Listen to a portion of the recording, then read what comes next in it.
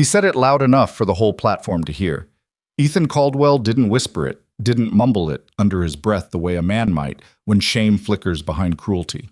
He said it standing straight, hat still on his head, looking at Rosalie Mercer the way a man looks at a horse that came out wrong at auction. She had just stepped off the train. Her trunk was still in her hands. The sourdough jar, the one her mother had pressed into her palms the morning Rosalie left Pennsylvania, was tucked under her arm like something sacred, because to her it was. "I asked for a wife," Ethan said, "not someone who belongs in a kitchen." The laughter came fast, the kind that spreads through a crowd before anyone decides whether it's funny or not. Rosalie stood on that platform in the wind and the cold and did not move for a long moment. She did not cry, she did not apologize. She looked at Ethan Caldwell the way a woman looks at a man she has already decided is not worth the words it would take to answer him. And then she picked up her trunk, tucked the jar tighter under her arm, and walked off the platform alone. That moment, that single, public, ugly moment, was the beginning of everything. If you've ever been judged before anyone bothered to know you, stay with this story. Subscribe to the channel and follow Rosalie's journey all the way to the end, because what happens next will stay with you. Hit the like button and drop a comment telling me what city or country you're watching from. I want to see how far this story travels. Now let's go back to where it really started. Rosalie Mercer had not been a foolish woman when she answered the advertisement. She understood what mail-order arrangements were. She had watched two of her cousins go west that way, one to Kansas and one to Oregon, and neither of them had gone expecting romance. They had gone expecting a deal, labor for shelter, companionship for stability, two people building something from the parts they each brought. Rosalie had no illusions about love at first sight. She had not had many illusions about anything since her mother got sick. What she had was honesty. She had written Ethan Caldwell 3 letters before agreeing to come. 3 letters in which she described herself plainly. Her age, 29. Her build, which she called solid and capable, not delicate. Her skills, which were considerable, and her expectations, which were modest. She had not tried to make herself sound like something she wasn't. She had asked him directly, did he want a wife who could work, who could cook, who could manage a household and stand up under hard seasons? Because that was what she was. If he wanted something else, she needed to know before she sold her mother's sewing table to buy a train ticket. He had written back promptly. He said he valued practicality above appearances. He said Montana needed strong women, not decorative ones. He said he was a practical man who understood that a frontier life required a capable partner, not a pretty one. She had believed him. That was the only foolish thing she did. The train ride from Pennsylvania had taken 4 days. Rosalie had spent most of it sitting upright in a hard seat, watching the land change outside the window, the farms thinning out, the sky widening, the mountains appearing on the horizon like something out of a dream she hadn't known she was having. She had eaten the food she packed herself because the dining car was expensive, and she had held her mother's sourdough jar in her lap on the rougher stretches of track, afraid the glass would crack. Her mother had kept that starter alive for 22 years. She had carried it from Ohio to Pennsylvania in a flour sack when Rosalie was 7 years old, and she had fed it every week without fail, even during the winter Rosalie's father left and there was barely enough flour for bread. "This starter's been through harder things than us," her mother used to say, and she meant it as comfort, and it usually worked. When Margaret Mercer pressed the jar into Rosalie's hands at the train station, she didn't say much. She was too ill by then for long speeches. She just looked at her daughter for a moment and said, "You feed that. You feed yourself. You keep feeding it. You'll find something worth feeding." Rosalie had thought about those words for 4 days on the train. She was still thinking about them when the platform came into view. Millhaven, Montana was smaller than she'd expected. The advertisement had described it as a growing town with a prosperous merchant community, which was technically true if you were generous with the word prosperous. The main street had a general store, a land office, a barber shop, a saloon that looked like it had been repaired recently after something dramatic, and a boarding house with a faded sign. There was a church at the far end of the street, with a bell tower missing its bell. The mountains behind it all were enormous and indifferent, the kind of landscape that doesn't care whether you make it or not. Ethan Caldwell was waiting on the platform with 3 other men she didn't know. She recognized him from the small photograph he'd sent. Square-faced, well-dressed for the frontier, hair combed with effort. He was standing with his arms crossed when she stepped off the train, and she saw the moment he saw her. She saw his expression, do the thing she had seen expressions do her entire life. That brief recalibration, that fast assessment, that barely hidden flinch. She kept walking toward him anyway. She had not come 4 days across half a country to turn around on a train platform. "Mr. Caldwell," she said, and held out her hand. He did not shake it right away. He looked at her for a moment, at her height, at her frame, at her plain traveling dress, and her worn trunk, and the jar tucked under her arm. He looked at her the way a man looks when he is searching for a way to say something he knows is unkind. "You're Rosalie Mercer," he said. It wasn't a question. "I am." He looked at the other men beside him. One of them, a wiry fellow with a deputy's badge, was already suppressing a smirk. Another had turned slightly away, the way people do when they want to watch something uncomfortable without appearing to. "You didn't mention," Ethan started, and then stopped and started again. "Your letters said you were capable, practical. I am both of those things. You didn't say you were—" He gestured at her, a vague and dismissive motion. "Large," she said flatly. "The word is large, Mr. Caldwell. I can say it if you can't." That was when he said it. That was when he drew himself up and looked around at the small crowd that had gathered on the platform, the way crowds always gather when something interesting might happen, and he said it loud enough for all of them to hear. "I asked for a wife, not someone who belongs in a kitchen." The laughter started with the deputy. It spread. Rosalie did not move for a moment. She counted silently. 1, 2, 3. The way her mother had taught her when she was 12, and a group of girls at school had said something that made her want to cry in front of them. "You count," her mother said.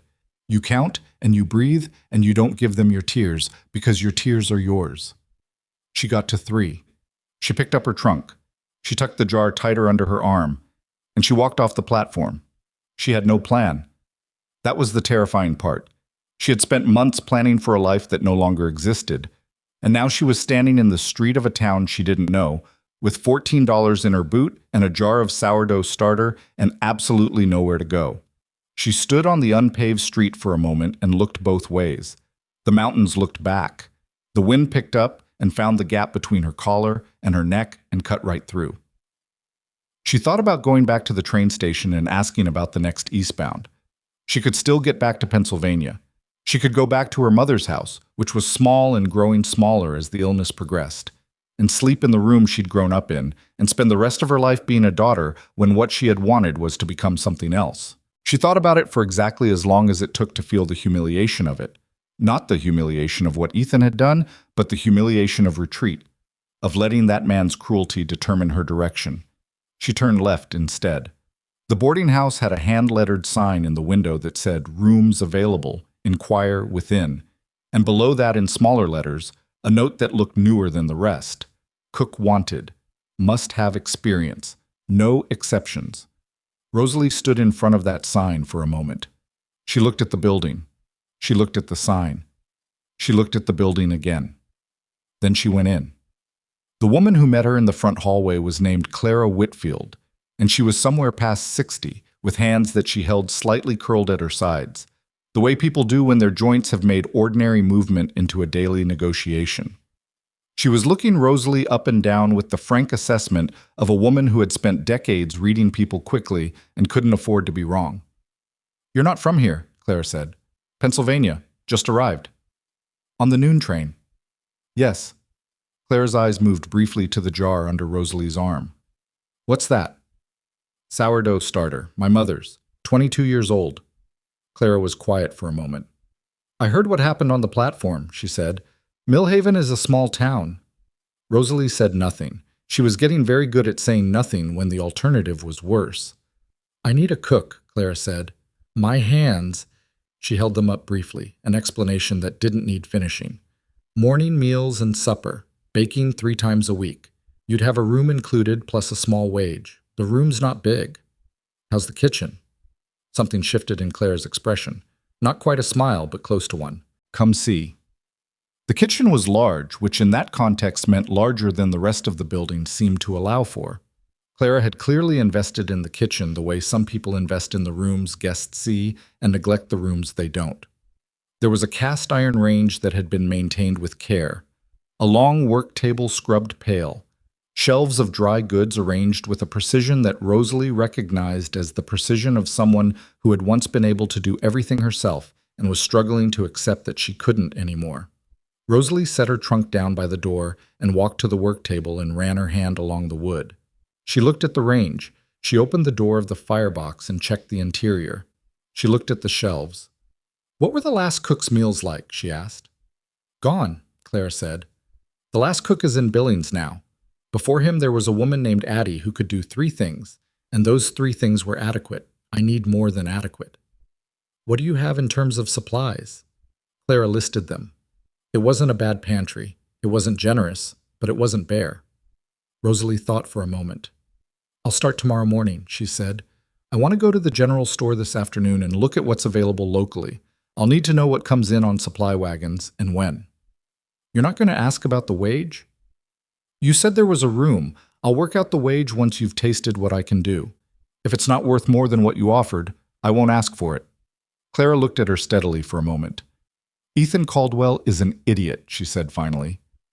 "He's a man who doesn't know what he wants until he's already thrown it away," Rosalie said. "That's not my problem to manage." She did not sleep well that first night. The room was small, as advertised. A narrow bed, a window that looked out on the alley, a washstand with a mirror too small and too high for someone her height. She lay awake listening to the wind off the mountains and thinking about her mother's jar sitting on the windowsill, and she felt something she didn't have a good word for. Not grief exactly, not fear. Something in between, something that had weight to it, that sat on her chest in the dark and made breathing require a little more attention than usual. She had spent her whole life being seen wrong. She had been a big child in a world that decided big girls were funny at best, burdensome at worst. She had learned early that people made up their minds about her before she opened her mouth, and that no amount of capability or warmth or wit was going to entirely undo the first impression her body made. She had learned to do her work so well that they had to acknowledge it, had to give her credit even when they didn't want to, had to admit, usually privately, usually without saying it out loud, that they had been wrong. She had thought Montana would be different. She had thought a frontier was a place where people were too busy surviving to waste time on the kind of cruelty that required leisure. She had been wrong about that too. But she was here now. And she had a kitchen. She started before dawn the next morning. She fed the starter first, always the starter first. That was the rule her mother had instilled in her so deeply it had become instinct. And then she began moving through the kitchen with the quiet efficiency of someone who has cooked under pressure her entire life. She made biscuits. She made porridge with the dried fruit she'd found in the pantry. She sliced the salt pork and fried it until it was just past the point where the fat went soft, because that was the way men who worked hard ate it, not the way the recipe book said. She made coffee strong enough to stand on its own. The first boarders came down at 6. There were 5 of them, 2 railroad surveyors, a land agent, a cattle buyer passing through, and an older man named Henry Wallace, who had been staying at the boarding house for 3 weeks, while he waited on some paperwork at the land office. They sat down without much ceremony and looked at what was in front of them with the cautious expressions of men who had been eating mediocre meals for long enough that hope had become a complicated thing. Then they started eating. Nobody said anything for a while. That was the best sign. When food is good, people stop talking. Henry Wallace, the oldest of the group, looked up after a few minutes. He had been watching Rosalie move around the kitchen more than he'd been eating, she noticed. Not in a rude way, in the way of someone whose attention has been caught by something familiar. "This biscuit," he said. "Yes?" "The way it's made, the texture." He paused. "Who taught you?" "My mother." "What's her name?" Rosalie glanced at him. It was an odd question from a stranger. "Margaret Mercer." "Why?" Henry Wallace went very still. He set down his fork and looked at her for a long moment with an expression she couldn't quite read. "Margaret Mercer from Ohio," he said, "who cooked for the transcontinental survey crews in the early 60s. Rosalie felt something move in her chest. "She did," she said carefully, "before she moved to Pennsylvania." Henry Wallace looked back down at his plate. He didn't say anything else for a moment. Then he said quietly, "She kept 12 men alive through a winter in the Bitterroot, when the supply wagons didn't come for 6 weeks, including me." The table went very quiet. Rosalie stood in the doorway of the kitchen and looked at this old man who had known her mother before Rosalie was born, and she felt the weight in her chest shift into something else, something that still had weight, but was warm now instead of cold. She never talked about that winter, Rosalie said. No, Henry said. She wouldn't. That was her way. He picked up his fork again. You have her hands. She didn't know what to do with that. She went back into the kitchen. Word traveled fast in Millhaven. By the end of the first week, the boarding house dining room was full at both meals, with 2 men eating standing up because there weren't enough chairs. Clara Whitfield increased the wage without being asked. She rearranged the dining room to fit 3 more seats. She ordered additional supplies. Rosalie hired a girl named Bess, 14, who came in mornings to help with dishes, and who turned out to be terrifyingly efficient once shown what to do.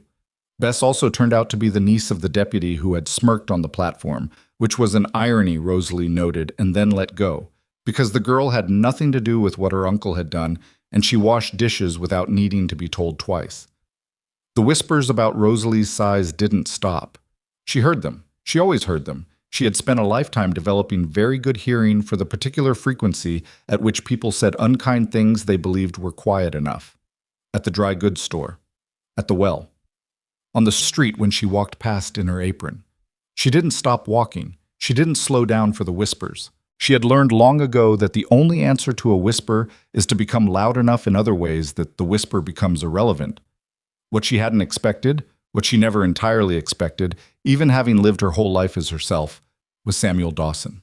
He came in on a Tuesday afternoon in the 3rd week of October, which was late enough in the season that the mud had begun to freeze at the edges of the street, but hadn't committed to it yet.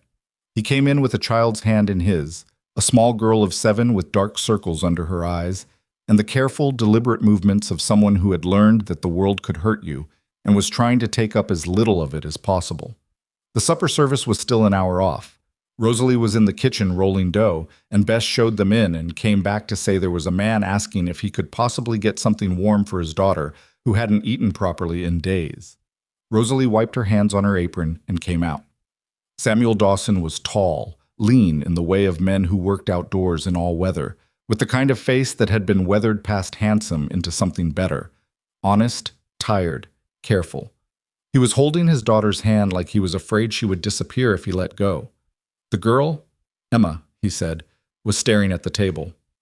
She won't eat at home, Samuel said, low enough that Emma might not hear, though from the way the girl's shoulders shifted, she heard. I've tried everything. The doctor says there's nothing physically wrong. She just... He stopped. She lost her mother 5 months ago. She was eating fine for the first month. Then she just stopped. Rosalie looked at Emma. Emma was looking at the table. There was something in the set of her shoulders, not stubbornness exactly, more like someone who had turned their whole body into a refusal. Rosalie knew that feeling. She knew it in her bones. She didn't ask Emma if she was hungry. She didn't tell Emma she should eat. She went back to the kitchen, and she cut a slice of the morning's bread, just one slice, nothing showy, and she spread it with butter and drizzled a thin line of honey over it, and she poured a small cup of warmed milk, and she carried it out and set it on the table in front of Emma without a word. Then she looked at Samuel. Would you like coffee while you wait? He blinked. Yes. Thank you. She brought the coffee and went back to her dough. She left them alone. She rolled and cut and thought about other things, the next day's supply list, whether the range was burning a little hot on the left side, and she tried not to watch the table. 10 minutes later, Bess appeared in the kitchen doorway with a small plate in her hands. The little girl ate the bread, she said. She's asking if there's more. Rosalie looked up from her dough. Yes, she said. There's more. She sliced another piece. She drizzled more honey. She thought about her mother standing in their kitchen in Pennsylvania, feeding men who came home from the railroad worn down to nothing, and she thought about all the ways a person can be starving that have nothing to do with food. When she brought the second slice out, Emma looked at her for the first time. She had her father's careful eyes. She looked at Rosalie the way children look at adults who haven't yet done anything to them, openly, without the performed indifference they learned later. It's good, Emma said. It was barely above a whisper. I'm glad, Rosalie said. Nothing else. She went back to the kitchen. Samuel stayed long past the supper service. He ate 2 full plates and didn't seem to notice he was eating, which meant something was working in his head that had nothing to do with hunger. He watched Rosalie move around the dining room. He watched the way the other boarders talked to her, the easy shorthand that had developed in only 3 weeks between her and these men who had not known her at all in September. He came back on Thursday, and the Thursday after that. He always brought Emma, and Emma always ate, and Samuel always found reasons for the meal to take a long time. Rosalie noticed. She was not oblivious, but she had been wrong before. She had been wrong about a man before, specifically and recently and publicly. And she was not in any hurry to be wrong again.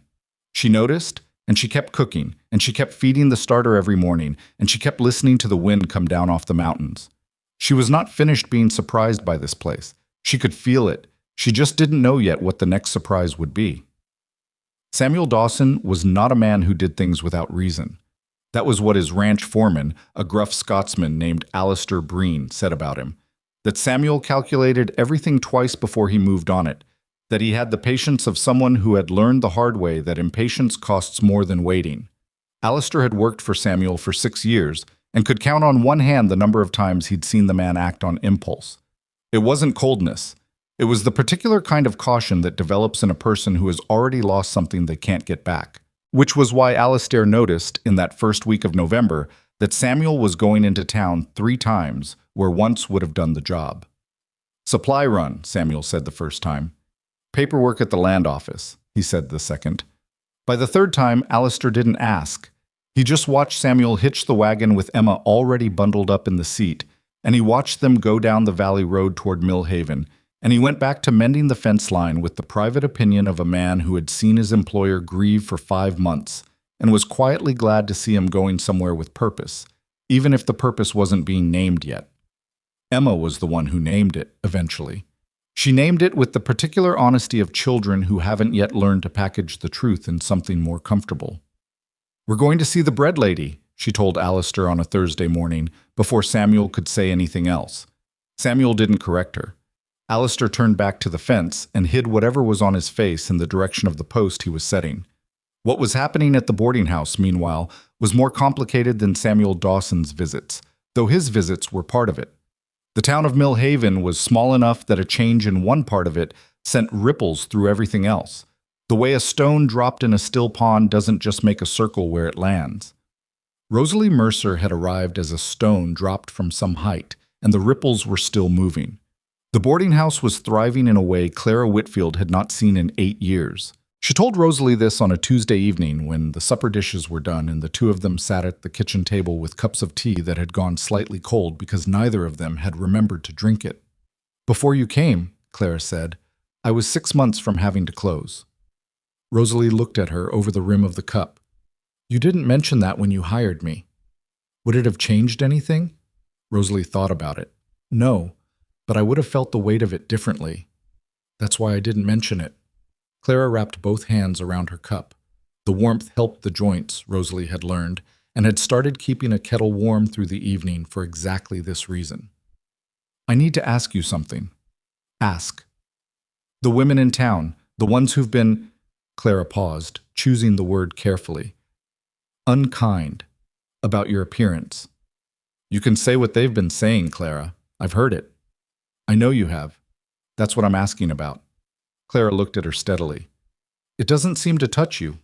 Or it does. And you don't show it. I can't tell which." Rosalie was quiet for a moment. Outside, the wind had picked up the way it always did in the evenings in November, working itself into something with intention. "It touches me," she said finally. "It's touched me since I was 9 years old, and a teacher told my mother in front of me that I was too large for the front row and should sit at the back." She turned the cup in her hands. "The difference is I stopped waiting for it to stop. Once you stop waiting, you stop giving it power over what you do next." Clara was quiet for a moment. Then she said, "I was a thin woman when I was young." Rosalie looked at her. "I say that not to compare. I say it because I thought it would protect me from a certain kind of cruelty. It didn't." Clara took a sip of her cold tea and didn't react to the temperature. "People find a reason. Always." "Yes," Rosalie said, "they do." They sat with that for a moment. 2 women in a kitchen in Montana, with cold tea and the wind outside and a comfortable enough silence between them. It was Clara who broke it. Samuel Dawson is going to ask you something soon, she said. I want you to be prepared. Rosalie set her cup down. Clara, I'm not matchmaking. I'm informing. There's a difference. Clara's expression was the expression of a woman who had watched a great many things unfold in a small town and had developed opinions about all of them. He's a good man. He was a good husband to Louise, which is not nothing. There are men in this valley who can't say the same about their own wives and still sleep fine. He's struggling with that ranch, and with Emma, and with the fact that he doesn't know how to ask for help. That's not my problem to fix, Rosalie said. No, it isn't. Clara looked at her. But Emma is eating again. Rosalie didn't answer that. She didn't need to. They both understood what it meant and what it didn't mean. And the difference between the two was a gap Rosalie wasn't sure she was ready to cross. The problem with Samuel Dawson, and Rosalie was honest enough with herself, in the quiet of the small room at night, to acknowledge that there was a problem with Samuel Dawson, was that he made her feel seen in a way that was specific and therefore dangerous. Most people either didn't see her at all, or they saw the thing they had decided to see first. Samuel looked at her the way she imagined a careful reader looks at a complicated book, slowly, with attention, not rushing to get to the end. He asked her questions, not the polite surface kind, real questions. In the second week of November, when Emma had fallen asleep in the corner of the dining room after supper, a thing that had started to happen regularly, Emma napping in the chair by the window while the last of the evening light came through, and Rosalie finished in the kitchen. Samuel had stayed at the table with a cup of coffee he wasn't drinking.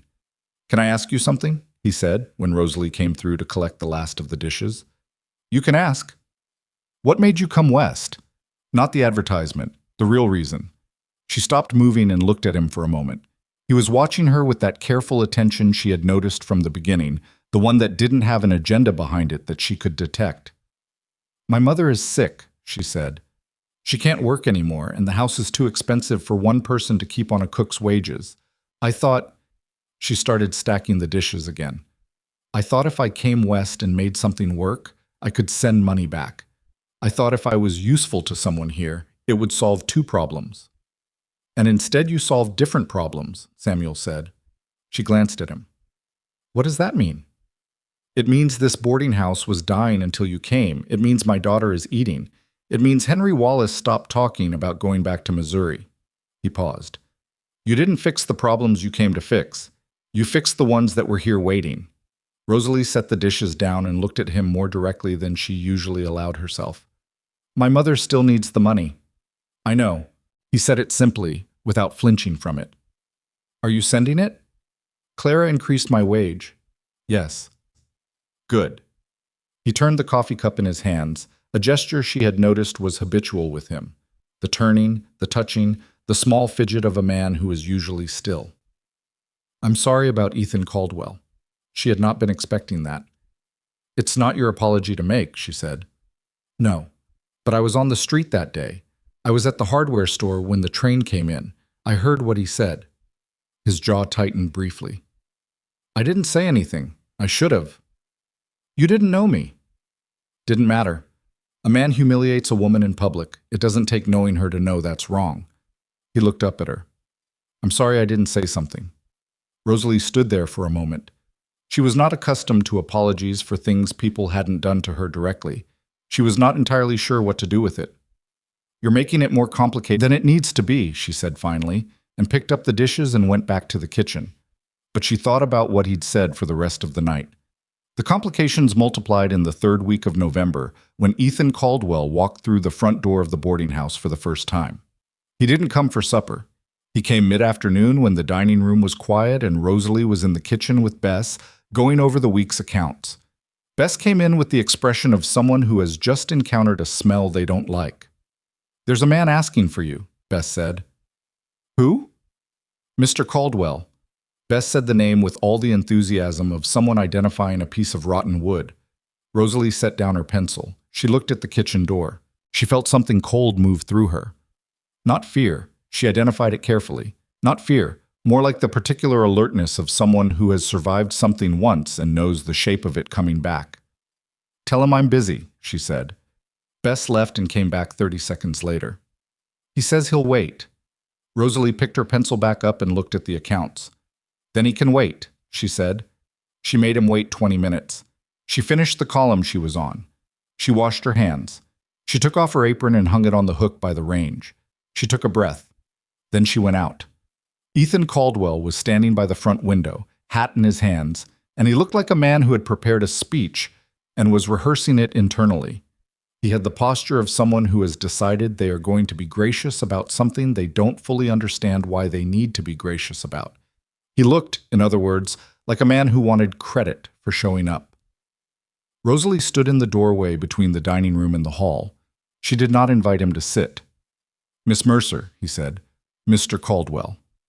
I wanted to—" He turned the hat over in his hands. "I've been hearing things about the work you're doing here, the meals. Have you? People are saying—" He stopped and started again. "The thing I said on the platform, it wasn't— I spoke without thinking.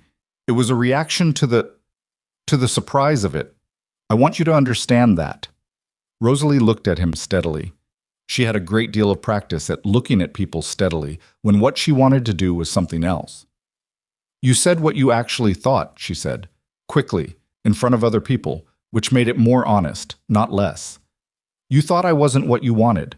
That's not something I need you to apologize for." He seemed to deflate slightly, which wasn't the reaction she'd expected. "The thing is," he said, "I made a mistake.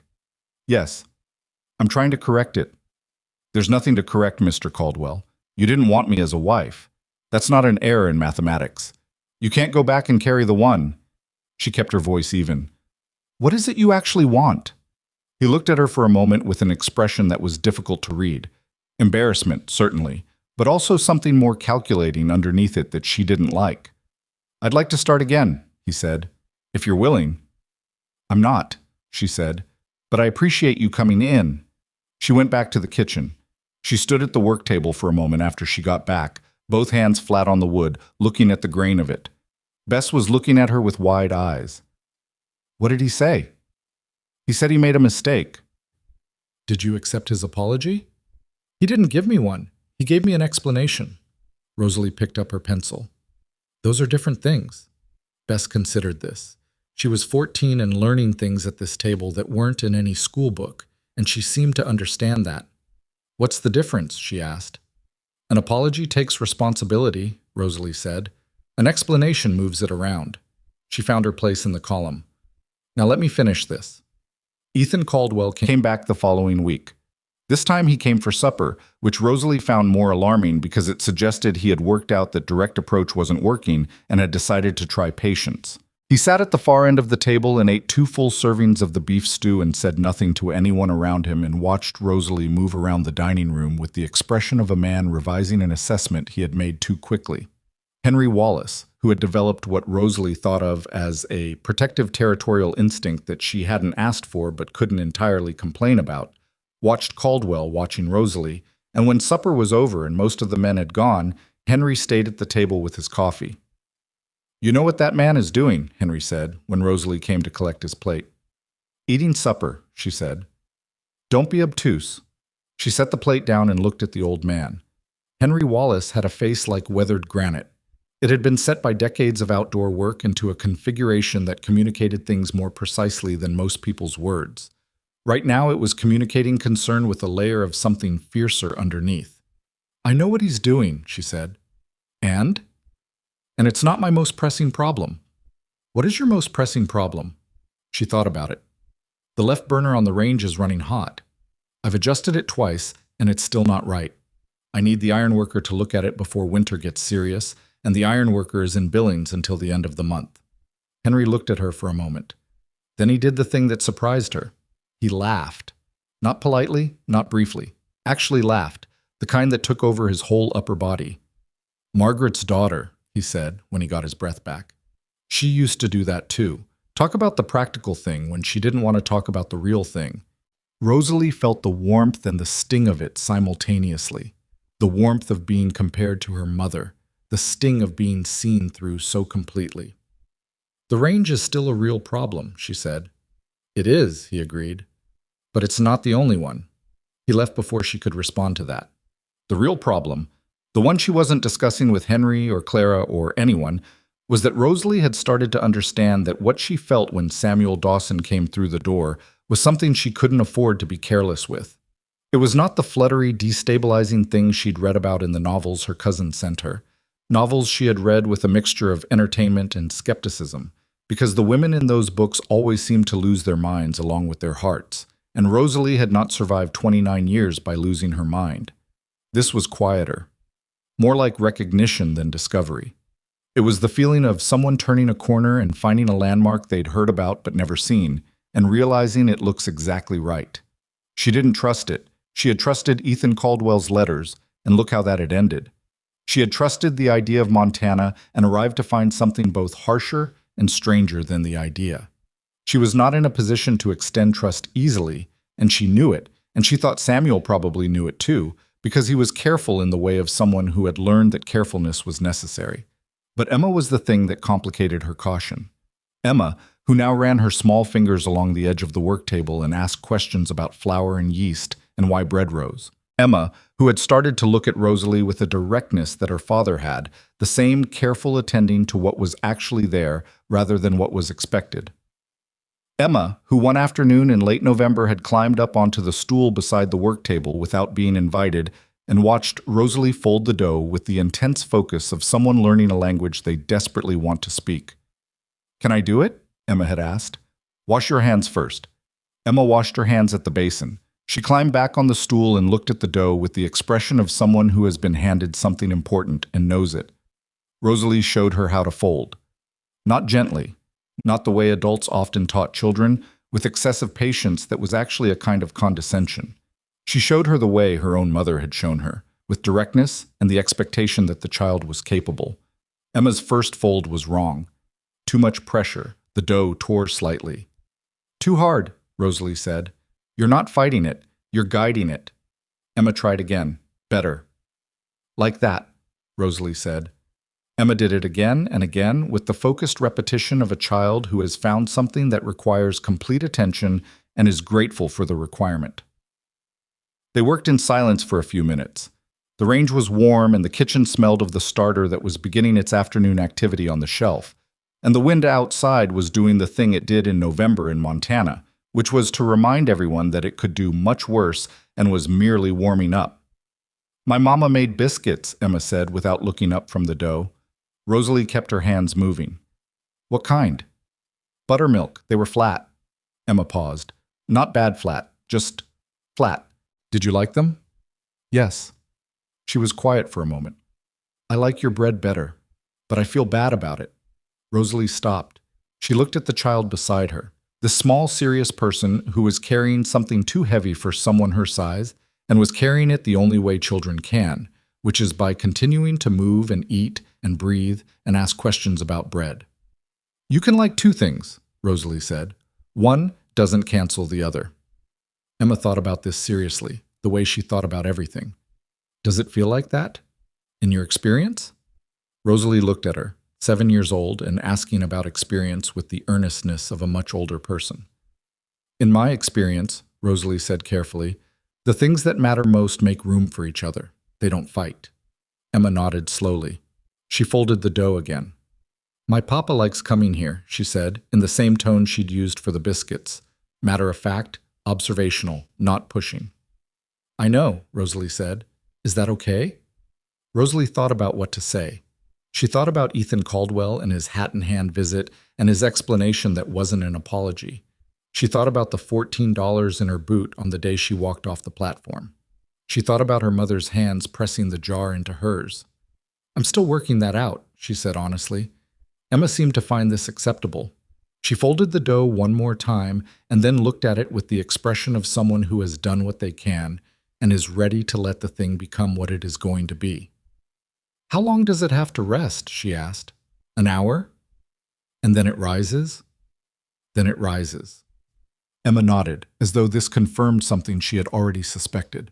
The Saturday before the harvest celebration, which Millhaven held in late November, later than most towns, because the valley's growing season ran long and the ranchers' schedules ran longer, Rosalie had her first real trouble.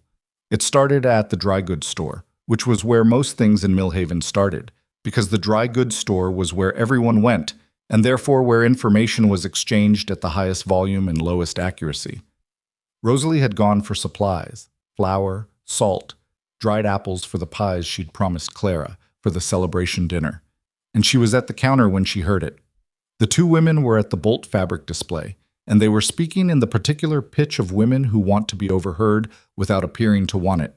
Rosalie recognized one of them, a Mrs. Perkins, wife of the land agent, who had been to the boarding house once for supper and had left a small tip that communicated everything about what she thought of a large woman cooking her food. "She's setting her cap for Samuel Dawson," Mrs. Perkins was saying. "It's obvious she's been feeding that child to get to the father." The other woman made a sound of sympathetic agreement. "Poor man doesn't see it. He's still grieving, Louise, and this woman has positioned herself." "He goes there 3 times a week," the other woman said. "Exactly. She's engineered it. You have to give her credit for knowing what she's doing, even if what she's doing is—" Mrs. Perkins paused for effect. "Well, a woman like that doesn't have many options, does she?" Rosalie set down the dried apples. She picked them back up. She paid for her supplies at the counter without turning around, because she had learned long ago that engaging with this particular species of cruelty gave it dignity it hadn't earned. But her hands were not entirely steady when she counted out the coins. She walked back to the boarding house in the cold and did not let herself think about it until she was inside the kitchen with the door shut. Then she stood at the work table and let herself feel it. The familiar, exhausting weight of being turned into a story that had nothing to do with who she actually was, of being the villain in a narrative that someone else had written for her. She was not engineering anything. She had made food and offered it. She had not contrived Samuel's visits. He had come because his daughter was eating and he could see it was helping her. She had not asked Emma to tell her things about her father. She had not positioned herself anywhere, but she also understood something that made it worse. The cruelty was not entirely without logic. A woman in her position had limited options in this world. Everyone knew that. And the limited options of a woman made every kindness she extended suspect, every relationship she formed a potential scheme. If she were beautiful and small and in possession of a dowry, her interest in a widowed rancher would be romantic. Because she was large and had arrived alone and been publicly rejected, it was calculation. She stood at the work table and thought about this for a while. Then she fed the starter, because it was time, and she began the afternoon bread, because people needed to eat regardless of what was being said about her in the dry goods store. Clara found her an hour later, working in silence with more force than the dough strictly required. "Mrs. Perkins," Clara said, sitting down at the table. It wasn't a question. "Is the whole town talking?"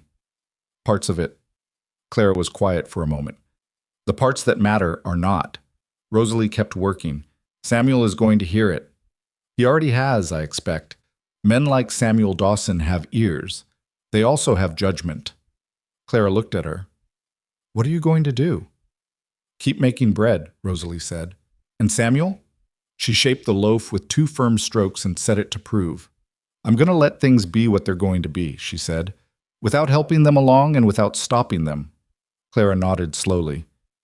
"Your mother raised you to be this patient?" "My mother raised me to survive the gap between what people decide about you and what you actually are," Rosalie said. "Patience is just what survival looks like when it's working." Outside, the wind was building toward something serious, and inside the kitchen, the starter was working on the shelf, and the afternoon was turning toward evening, and in about a week, the harvest celebration would bring the entire valley together in one place for the first time since summer. Rosalie shaped the second loaf and did not think about what that meant. She was not entirely successful. The week between that Saturday and the celebration was the longest short week Rosalie could remember. Samuel came on Tuesday, as usual, with Emma, and sat at his usual table, and said nothing about what she knew he'd heard. She said nothing about it either. They had supper. Emma ate 2 bowls of the bean soup, which was progress enough to note, and Samuel helped Rosalie carry the heavy crate of ceramic serving dishes to the upper shelf, because Bess was too short, and Rosalie was tired of climbing the stool. He handed them up one at a time, standing on the floor while she stood on the second shelf of the ladder, and she reached down and took each dish from him. And for a few minutes, the entire business of the 2 of them was simply transferring ceramic dishes from one place to another. It was entirely undramatic. It was the kind of thing that makes up most of a life and that nobody writes about. "I heard what people are saying," he said, handing up the 4th dish. She took it. "I know. What they're saying isn't true. I know that too. I want to make sure you know I know it. He held out the fifth dish and looked up at her on the ladder. You're not a schemer, Rosalie. Anyone who spends 20 minutes in this kitchen understands that. She took the dish and looked down at him. He was looking up at her with the direct, uncomplicated honesty that was the most confounding thing about him, because she was not accustomed to honesty that didn't want anything from her. Mrs. Perkins has nothing to do with the choices I make, he said. I want to be clear about that. I'm clear about it, she said. She turned to set the dish on the shelf. Emma asked me this morning if you were our friend, he said. Rosalie was quiet for a moment. The shelf was at eye level and she looked at the dishes on it. What did you tell her? She asked. I told her I hoped so. She climbed down the ladder. She set it against the wall. She looked at Samuel Dawson standing in her kitchen. Not her kitchen, Clara's kitchen, but hers in the way that a thing becomes yours when you pour yourself into it.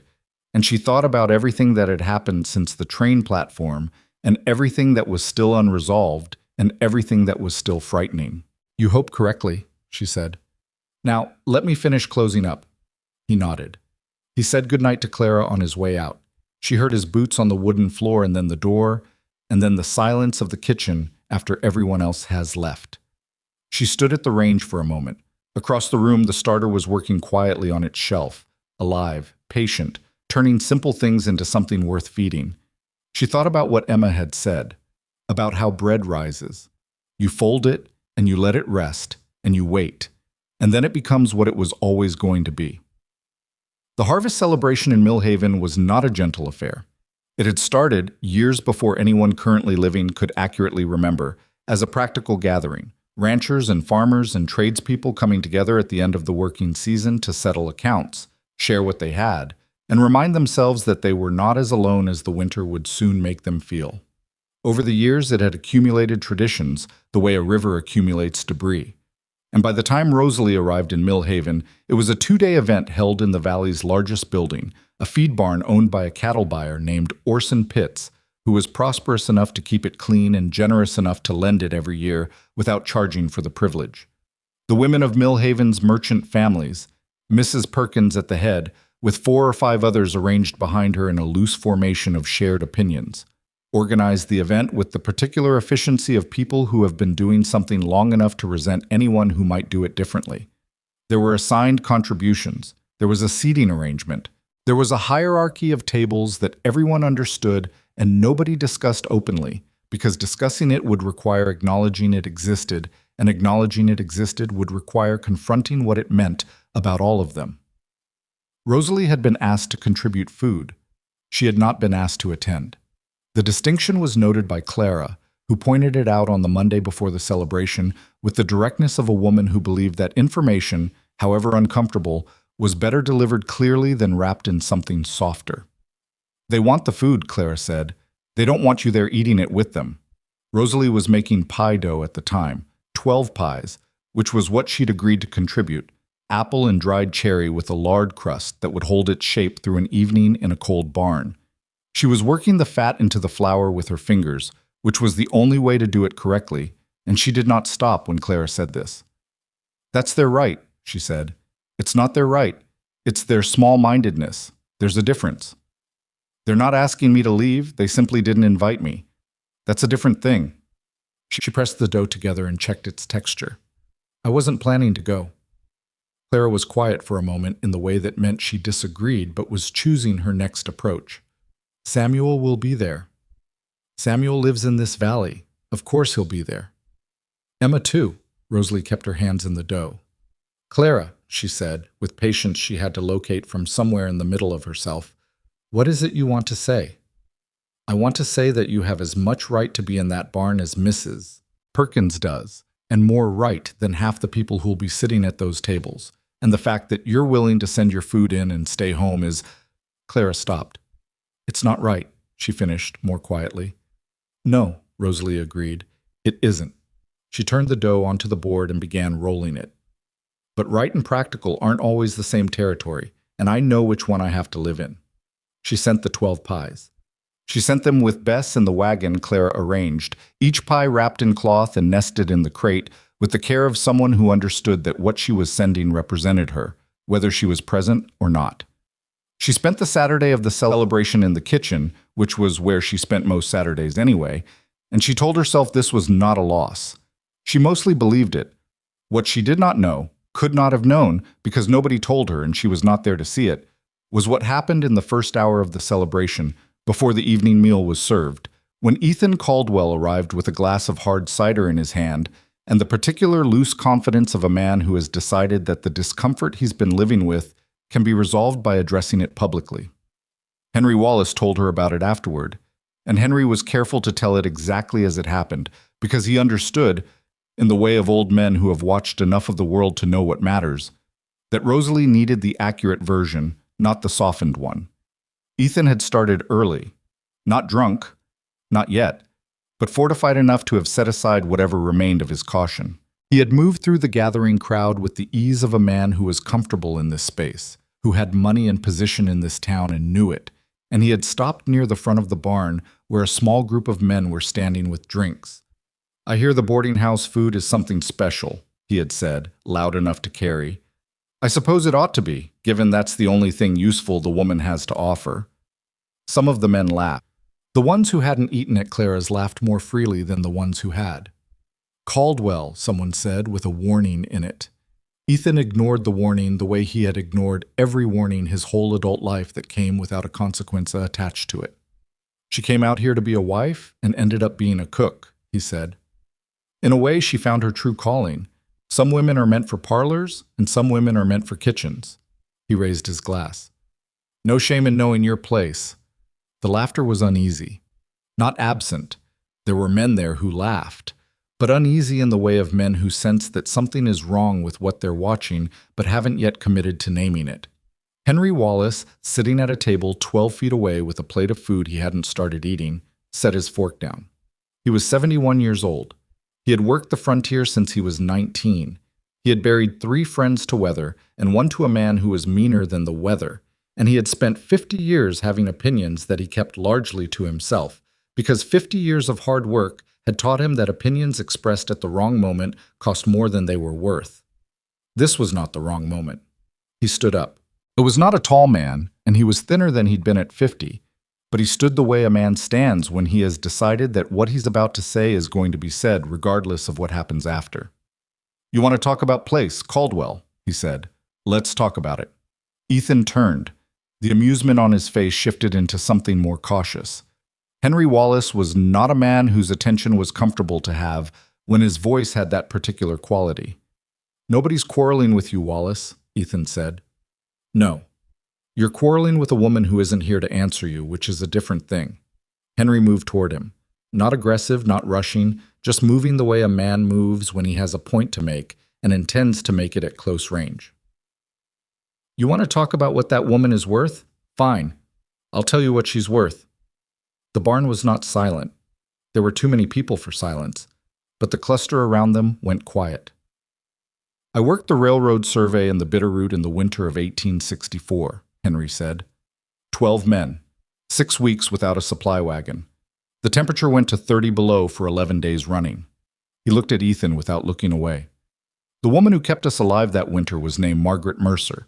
She was feeding 30 men with what she could stretch and what she could find, and she did it for 6 weeks without complaining and without losing a single man." He paused. "Rosalie Mercer is her daughter. She has her mother's hands and her mother's skill and her mother's way of making a meal feel like something that matters." He picked up his drink from the table without breaking eye contact with Ethan. "And you stood on that platform and made her into a joke." The silence that followed had a different quality than the silence before it.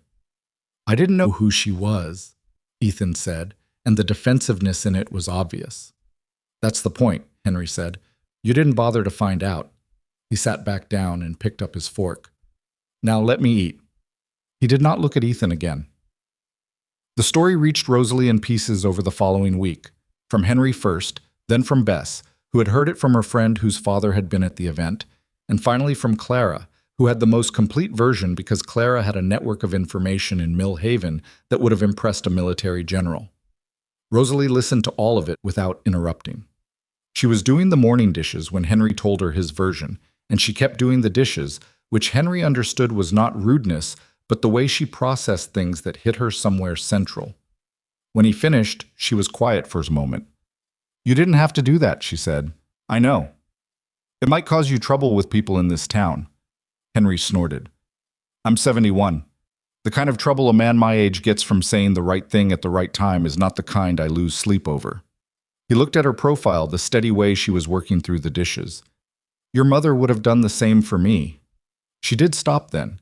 She stood with her hands in the soapy water and looked at the wall and felt something move through her that was complicated. Gratitude and grief pressed together, the way things you want and things you've lost have a tendency to occupy the same space when they're both about the same person. "She's getting worse," Rosalie said. "I got a letter last week." Henry was quiet. "The money's helping, but she's getting worse anyway." She went back to the dishes. "I can't go back. If I go back, there's no income. If there's no income?" She stopped and started again. "She told me not to go back. She told me in the letter. She said..." She looked at the wall again. "She said I was exactly where I was supposed to be." Henry Wallace looked at his coffee. He thought about Margaret Mercer in a canvas cook tent in the Bitterroot, ladling soup from a pot she'd somehow kept from freezing, telling 12 demoralized men that they were going to be fine with a certainty. She had no business feeling given the circumstances, and they had believed her because she said it like she meant it. "She would know," he said. The second piece of consequence from the harvest celebration arrived 3 days later, in the form of Ethan Caldwell walking into the boarding house for the third time.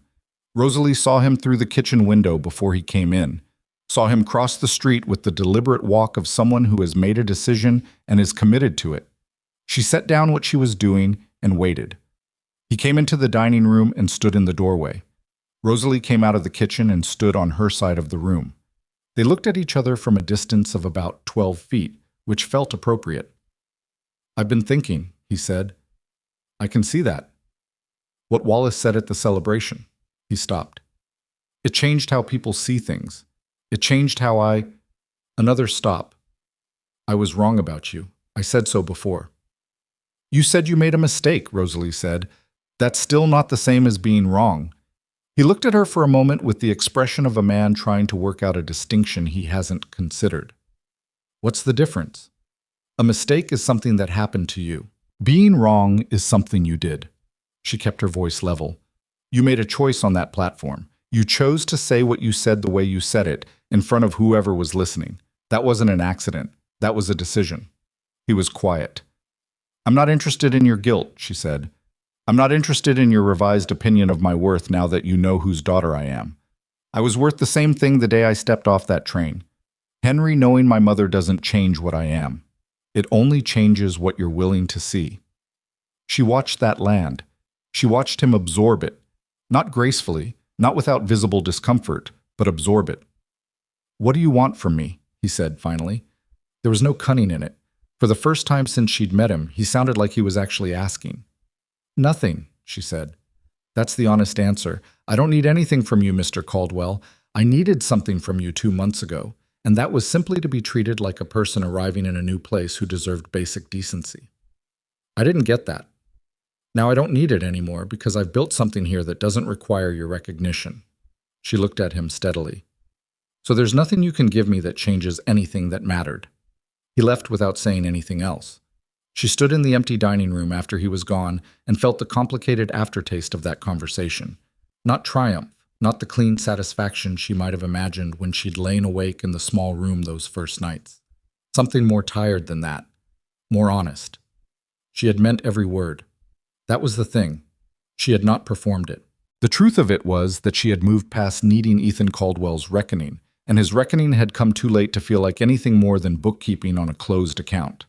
What she had not moved past, what she was finding, in the days following the celebration, considerably harder to navigate with the same equanimity, was Samuel.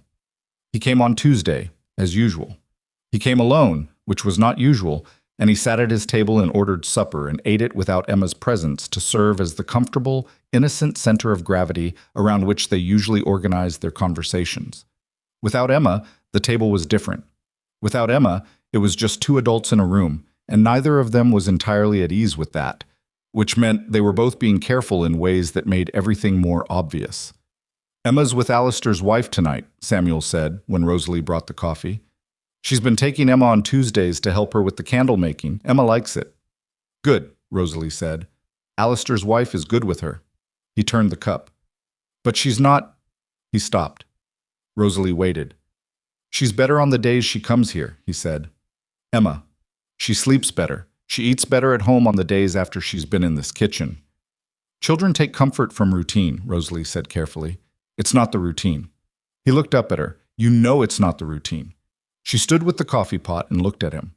This was the moment. She could feel it the way you feel weather changing, the particular shift in pressure that means something is coming. She was not sure she was ready for it, and she was not sure readiness was something she had control over anymore. Samuel, she started. I'm not asking you anything tonight, he said. He said it quietly, with the deliberateness of someone who has thought carefully about the words in advance. I just want you to know that whatever I ask you eventually, it won't be because I need a cook, or Emma needs a mother figure, or I'm grieving and looking for something easy to hold on to. He paused. I want you to know that because I know what people in this town are saying, and I know you've heard it, and I know what it would do to a person with your pride to feel like they were being offered a transaction. Rosalie was very still. I'm not ready to ask you anything yet, he said. I want you to know that too. There are things I'm still working through. His hands were around the cup, but he wasn't drinking. Louise was a good woman. She deserves more than 5 months of grief, and I haven't given her that yet. Samuel, she said again, and this time it wasn't a beginning. It was just his name, said the way you say something when there aren't better words and you want the person to know you heard them. That's all, he said. That's what I needed to say. He finished his supper. He paid. He said goodnight to Clara on his way out. Rosalie stood in the kitchen for a long time after, not doing anything in particular, just standing in the warmth of the range and listening to the wind outside. The following week was the one that changed everything. It started with a small thing, the way catastrophes usually do. Not with a dramatic announcement, but with an unremarkable morning that had nothing yet to indicate it was the hinge on which everything would turn. A man came into the boarding house on a Wednesday morning and asked for a room for 2 nights. I was well dressed in the manner of city money. His coat was too good for the weather and his boots were too clean for the roads.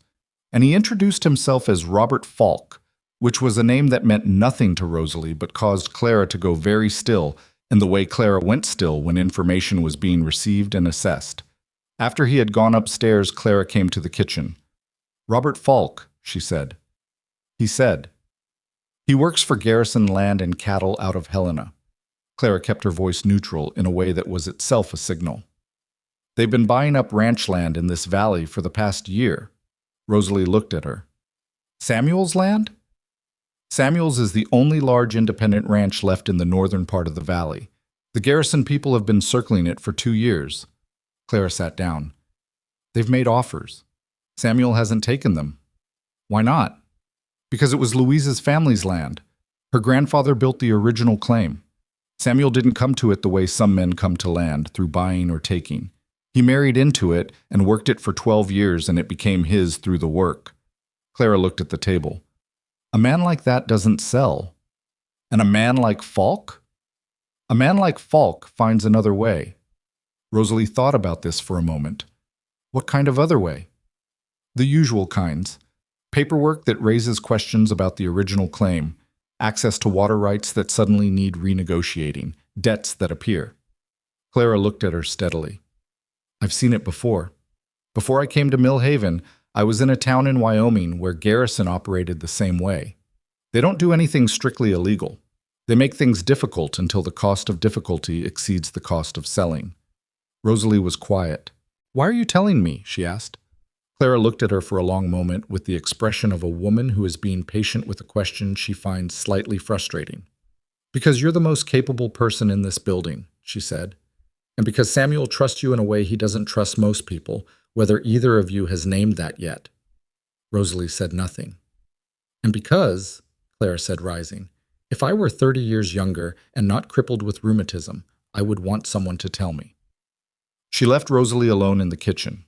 Falk stayed 2 days. He ate his meals at the boarding house, which meant he sat at the same table as Henry Wallace and the other long-term boarders. And Henry Wallace watched him with the focused, unhurried attention of a man who has learned that the things worth watching don't announce themselves. On the second morning, Falk asked Rosalie, casually, over breakfast, in the tone of a man making conversation, whether she'd been in Millhaven long. "A few months," she said. "Nice town." He looked around the dining room. "Growing, good land in this valley." He took a bite of the biscuit and did something with his expression that was meant to be appreciation. "You know the ranchers in the area? The larger operations?" Rosalie looked at him. She had spent her life reading the purpose behind questions that presented themselves as innocent. "I know the people who eat here," she said. "That's about the extent of it." "The Dawson Ranch," he said. "I've heard it's a significant operation." "You'd know better than me," she said. "I'm a cook." She took the coffee pot and moved to the next table. Henry Wallace caught her eye as she passed his table. He gave her the smallest nod, the acknowledgement of two people who have both registered the same thing without needing to discuss it. Samuel came that Tuesday, and Emma was with him, which was a relief because Emma's presence made certain things easier. Emma helped with the bread, as she'd been doing most weeks, and she had gotten better at the folding. Not good yet, but better, which was all you could ask of 7 years old in November. When Emma had wandered to the front room where Clara kept a basket of mended books she let the boarders' children read, Rosalie told Samuel about Falk. She told it plainly, without drama, because drama was not useful, and Samuel was not the kind of man who needed it to understand when something was serious. She told him what Clara had said about Garrison, and what Falk had asked at breakfast, and what she'd observed. Samuel listened without interrupting. His face went through several things: recognition, which meant this was not entirely new information, and something more guarded beneath it, which meant it was worse than he was showing. "He's been to the ranch," Samuel said when she finished. "When?" 3 weeks ago, before he came here. Made an offer. I turned it down." He was quiet for a moment. "He said the offer stood, said they were patient people." He said the last two words with a flatness that communicated exactly what he thought of patient people who were patient in that particular way. "Clara says they go after the water rights." Samuel nodded slowly. "There's a creek that runs through the north pasture. The original claim documentation has a surveying error. It's been known about for years, but it's never mattered because nobody's challenged it." He looked at his hands. "If someone decides to challenge it, it becomes a legal matter. Legal matters cost money and time, and at the end of them, sometimes the creek ends up on someone else's map. Can you fix the documentation?" "I don't know. It would need a surveyor and a lawyer, and both of those come from Helena, and both of them cost more than I want to spend in a winter." He paused. "I was going to deal with it in spring. Falk knows that." "Yes." He looked at her. "Falk knows that." They sat with that for a moment. "There's a man," Henry Wallace said from the kitchen doorway, where he had appeared with the silent materialization of old men who have learned to move quietly. He was holding his coffee cup and looking at Samuel without apology for having listened. "In Butte, retired surveyor named Corrigan. He does work in winter when the mines are slow. He's not cheap, but he's not Helena expensive either." Samuel looked at him. "You know him?" "I've known him for 20 years. He's honest. More important, he's fast." Henry came in and sat down with the comfortable confidence of a man joining a conversation he'd been part of since the beginning. "If you want the survey done before Falk can move on the water claim, Corrigan's the man. I can write to him this week." Samuel was quiet for a moment. Not the quiet of reluctance, but the quick calculating quiet of a man who was reworking numbers in his head. "Write to him," he said. Henry nodded. He took a sip of his coffee with the unhurried satisfaction of someone who has been useful in the way he intended and is not going to make a production of it. Emma came back from the front room with a book about horses that she'd clearly already read twice, based on the cracked spine, and climbed up on the stool and opened it and began reading with the focused self-sufficiency that Rosalie had noticed was Emma's particular gift, without requiring anything from anyone, to simply exist comfortably in a room where other things were also happening. Rosalie looked at her for a moment. She thought about what Clara had said, about Samuel's trust, about capable people and what they owed each other in difficult situations. She thought about her mother's letter. "You're exactly where you're supposed to be." She was not sentimental enough to take that as destiny. She was her mother's daughter, which meant she was practical before she was anything else. But she was beginning to understand that practical and where you're supposed to be were not always as different as she had assumed. The following 2 weeks were a kind of sustained tension that didn't have a single dramatic event at its center, but was made up entirely of smaller things that accumulated. Henry wrote to Corrigan. Falk left Millhaven, but left behind the sense of a man who has done what he came to do and is waiting on results. Samuel came on Tuesdays with Emma, and sometimes without her, and the conversations between him and Rosalie had shifted into a register that was neither the careful friendliness of the early weeks, nor anything they had named, but something that existed in the gap between those two things, and had its own weight. Rosalie's mother's letters came every 2 weeks. They were shorter now. The handwriting was thinner, less certain, but they were still her mother's voice, still the voice of a woman who had fed 12 men through a Montana winter and carried a sourdough starter across 3 states and raised a daughter on the principle that difficulty was not a sign you were in the wrong place, but a sign you were in a place worth being. The last letter before Christmas said, "I dream about bread." Isn't that something?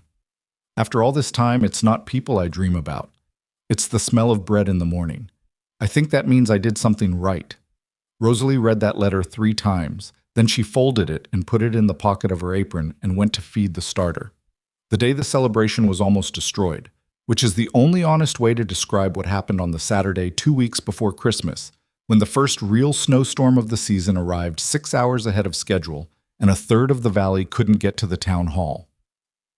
Meeting where the water rights question had been called for a formal review was also the day Rosalie understood something about herself that she had been working toward for months without knowing it. She had not been asked to speak at the meeting. Women did not, generally, speak at land matters in Millhaven in 1882. But she had been in the kitchen when Alistair Breen came in with snow on his coat and said the bridge on the North Road was impassable, which meant the 8 or 9 ranchers who needed to be at that meeting to constitute a legitimate review couldn't get there, and the land office had a representative present who was very interested in proceeding without them. She looked at Alistair.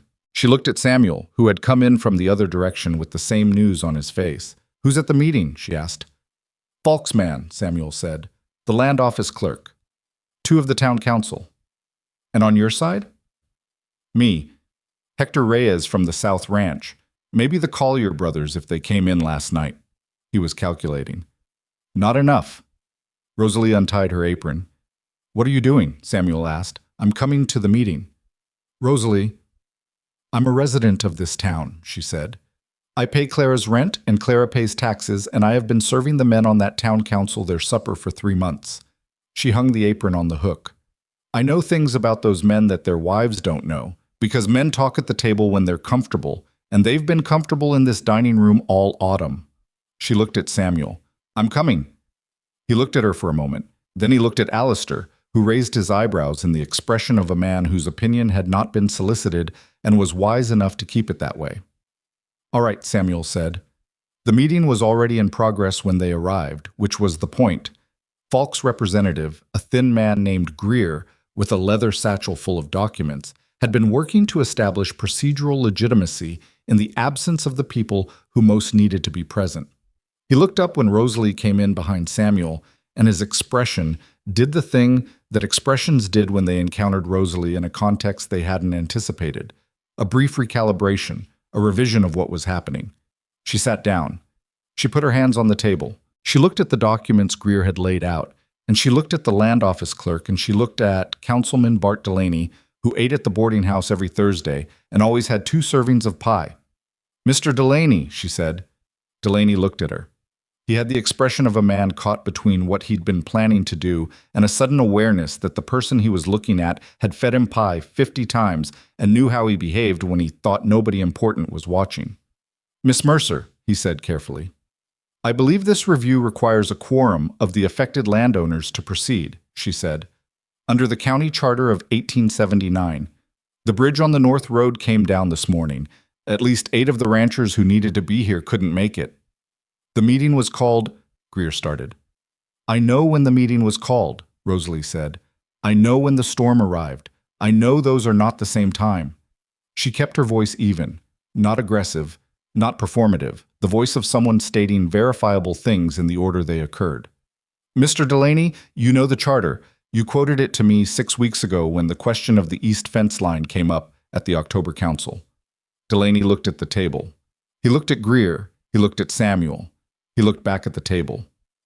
She's right, he said finally, in the voice of a man who has found the narrow path between what he was going to do and what he can live with afterward. We don't have quorum. We'll need to reschedule. Greer's face tightened. Mr. Delaney. Charter says quorum, Delaney said, with the finality of a man who has made his decision and is done having it questioned. We reschedule. The meeting ended. People filed out into the snow. Alistair Breen walked past Rosalie on his way to the door and said, without looking at her, "She's right, you know," as though continuing a conversation that hadn't technically started. Then he went out. Samuel stood next to her when most people had gone. The room smelled of wet wool and lamp oil, and the particular tension of something that almost happened and didn't. "You knew the charter," he said. "Henry Wallace mentioned it last month. I remembered it." She picked up her coat from the back of the chair. "You remembered a specific clause from a county charter mentioned in passing a month ago." "I pay attention." She put the coat on. "That's all it is. I pay attention to things because nobody pays attention to me, and someone in any given room should be keeping track." He looked at her for a moment with that careful attending she had come to recognize as his particular form of seeing. "Rosalie," he said.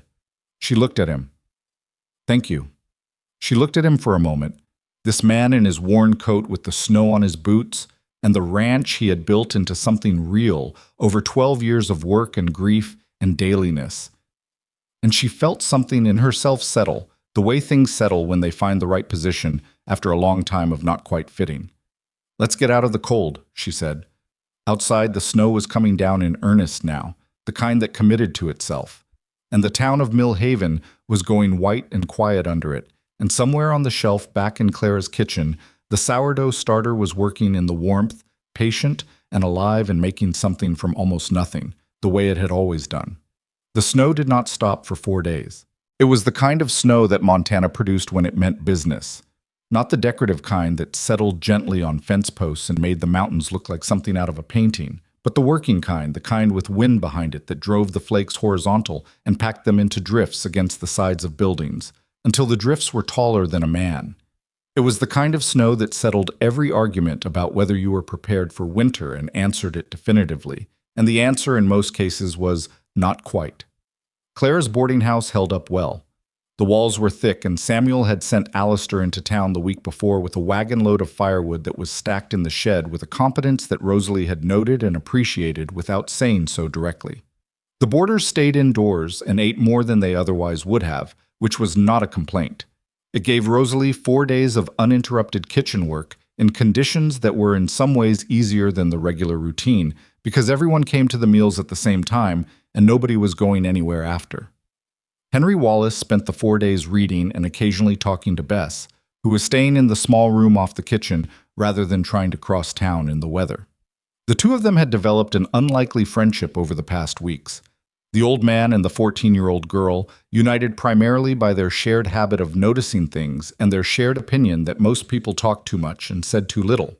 Rosalie found their conversations calming in the way that watching two well-matched chess players is calming, even if you can't follow every move. Samuel came on the second day of the storm, which surprised her because the road from the Valley Ranch was not a road anyone traveled casually in that weather.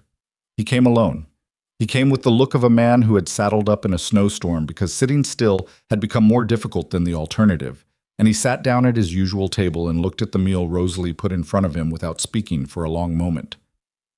"Emma's with Alistair's wife," he said finally. "You said that last time you came alone." "Alistair's wife is reliable." He picked up the fork. "I needed to get out of the house." Rosalie sat down across from him, which she did not usually do. The dining room was empty. The other boarders had eaten earlier and retreated to their rooms. And she sat down because something in his face told her that this was not a normal Tuesday visit that could be managed with coffee and ordinary conversation. He ate for a while without talking. She let him. This was something she had learned about Samuel. He was not a man who talked around the edges of things he was working up to, but he needed time to work up to them, and filling the silence while he did was not useful. "I got a letter from Garrison," he said. She waited. "They've retained a lawyer in Helena to file a challenge to the water rights on the North Creek." He set the fork down, though his plate wasn't empty. "The letter arrived yesterday. They're citing the survey error. They're saying the creek is technically on parcels they've acquired east of me, and that my use of it constitutes an unlawful appropriation. He said the last two words with a flatness that had anger underneath it, the kind of anger that's gone cold with being held. How long has your ranch used that creek? 12 years. Louise's grandfather used it for 30 years before that, 42 years. He looked at the table. Garrison acquired the east parcels 8 months ago. They've been sitting on this since then, waiting for the right moment. Which is winter, Rosalie said. When the roads are bad and the surveyors are expensive and everyone is tired and short on money. Yes. Has Corrigan responded to Henry's letter? He's coming in January, but the filing from Garrison is already in motion. Corrigan's survey won't be done before the preliminary hearing. He picked the fork back up and then put it down again. The lawyer they've hired, a man named Stead, he's done this before, 3 times in other valleys, from what I can find out. He wins by attrition. He files enough motions and calls enough witnesses and makes the process long enough and expensive enough that the other party runs out of money or patience before the case is decided. How much do you have for legal costs? He looked at her for a moment. The direct question, the practical question, the question that told him she was thinking about this as a problem with potential solutions rather than a catastrophe with none. Enough for 6 months if I'm careful, he said. Stead can make this run 2 years. Rosalie was quiet. She looked at the table between them and thought about Clara's words from weeks ago. A man like that doesn't sell. And she thought about Alistair Breen's face when he'd said she's right, you know. And she thought about Henry Wallace standing up in a crowded barn and saying what needed to be said. There are other ranchers in this valley who use tributaries of that creek, she said. Samuel looked at her. Hector Reyes, the Collier brothers, the Whelan farm. She had paid attention. She had been paying attention since August, and paying attention had given her a map of this valley's human geography that was more complete than most people assumed she had. If Garrison wins on the North Creek Challenge, the same legal argument applies to every tributary in the watershed. They're not just coming for your water, they're coming for everyone's. He was very still. The other ranchers don't know that, she said. They might not have worked it out. Then someone should tell them. She looked at him. Before January, before the preliminary hearing, when the roads open. You think they'd come in together on this? I think men who are losing the same thing have a tendency to discover common interest once someone names the common thing they're losing. She paused. And I think the lawyer you need is not someone who fights attrition the same way Stead does. You need someone who makes the case so clearly and so quickly that there's nothing to drag out. That kind of lawyer costs more than Stead's kind. Yes, but 7 ranchers paying for one lawyer costs less than 7 ranchers each paying for their own. She looked at him. The Collier brothers have money.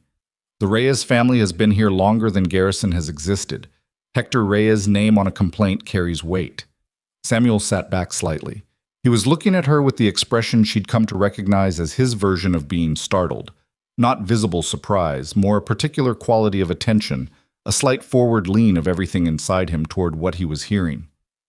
When did you work all this out? He asked. While making bread, she said. You think about practical things when your hands are busy. He almost smiled. It wasn't quite a smile. It was the movement his face made when something struck him as both true and not quite what he'd expected, which was as close as Samuel got to open amusement. I'll need to talk to Hector, he said. He comes into town Fridays. He eats at the saloon, not here, but Henry knows him. She stood up. Let me get you more coffee. She went to the kitchen and stood at the range for a moment with the coffee pot in her hand, not getting the coffee yet, just standing. The storm was pressing against the windows, and the kitchen was warm and the starter was on its shelf doing its slow, necessary work, and she stood there and let herself feel, for just a moment, what it felt like to be necessary in a way that had nothing to do with anyone's assessment of her body. Then she got the coffee and went back out. The roads opened on the 5th day, and Millhaven returned to its winter version of normal, which was quieter than autumn, but not still.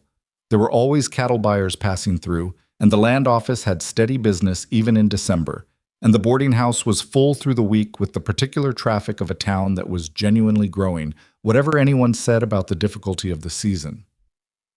Ethan Caldwell came in on the Friday after the storm, and Rosalie braced herself when she saw him cross the street, but he sat down with the other diners and ate his meal and said nothing to her beyond what was necessary to order.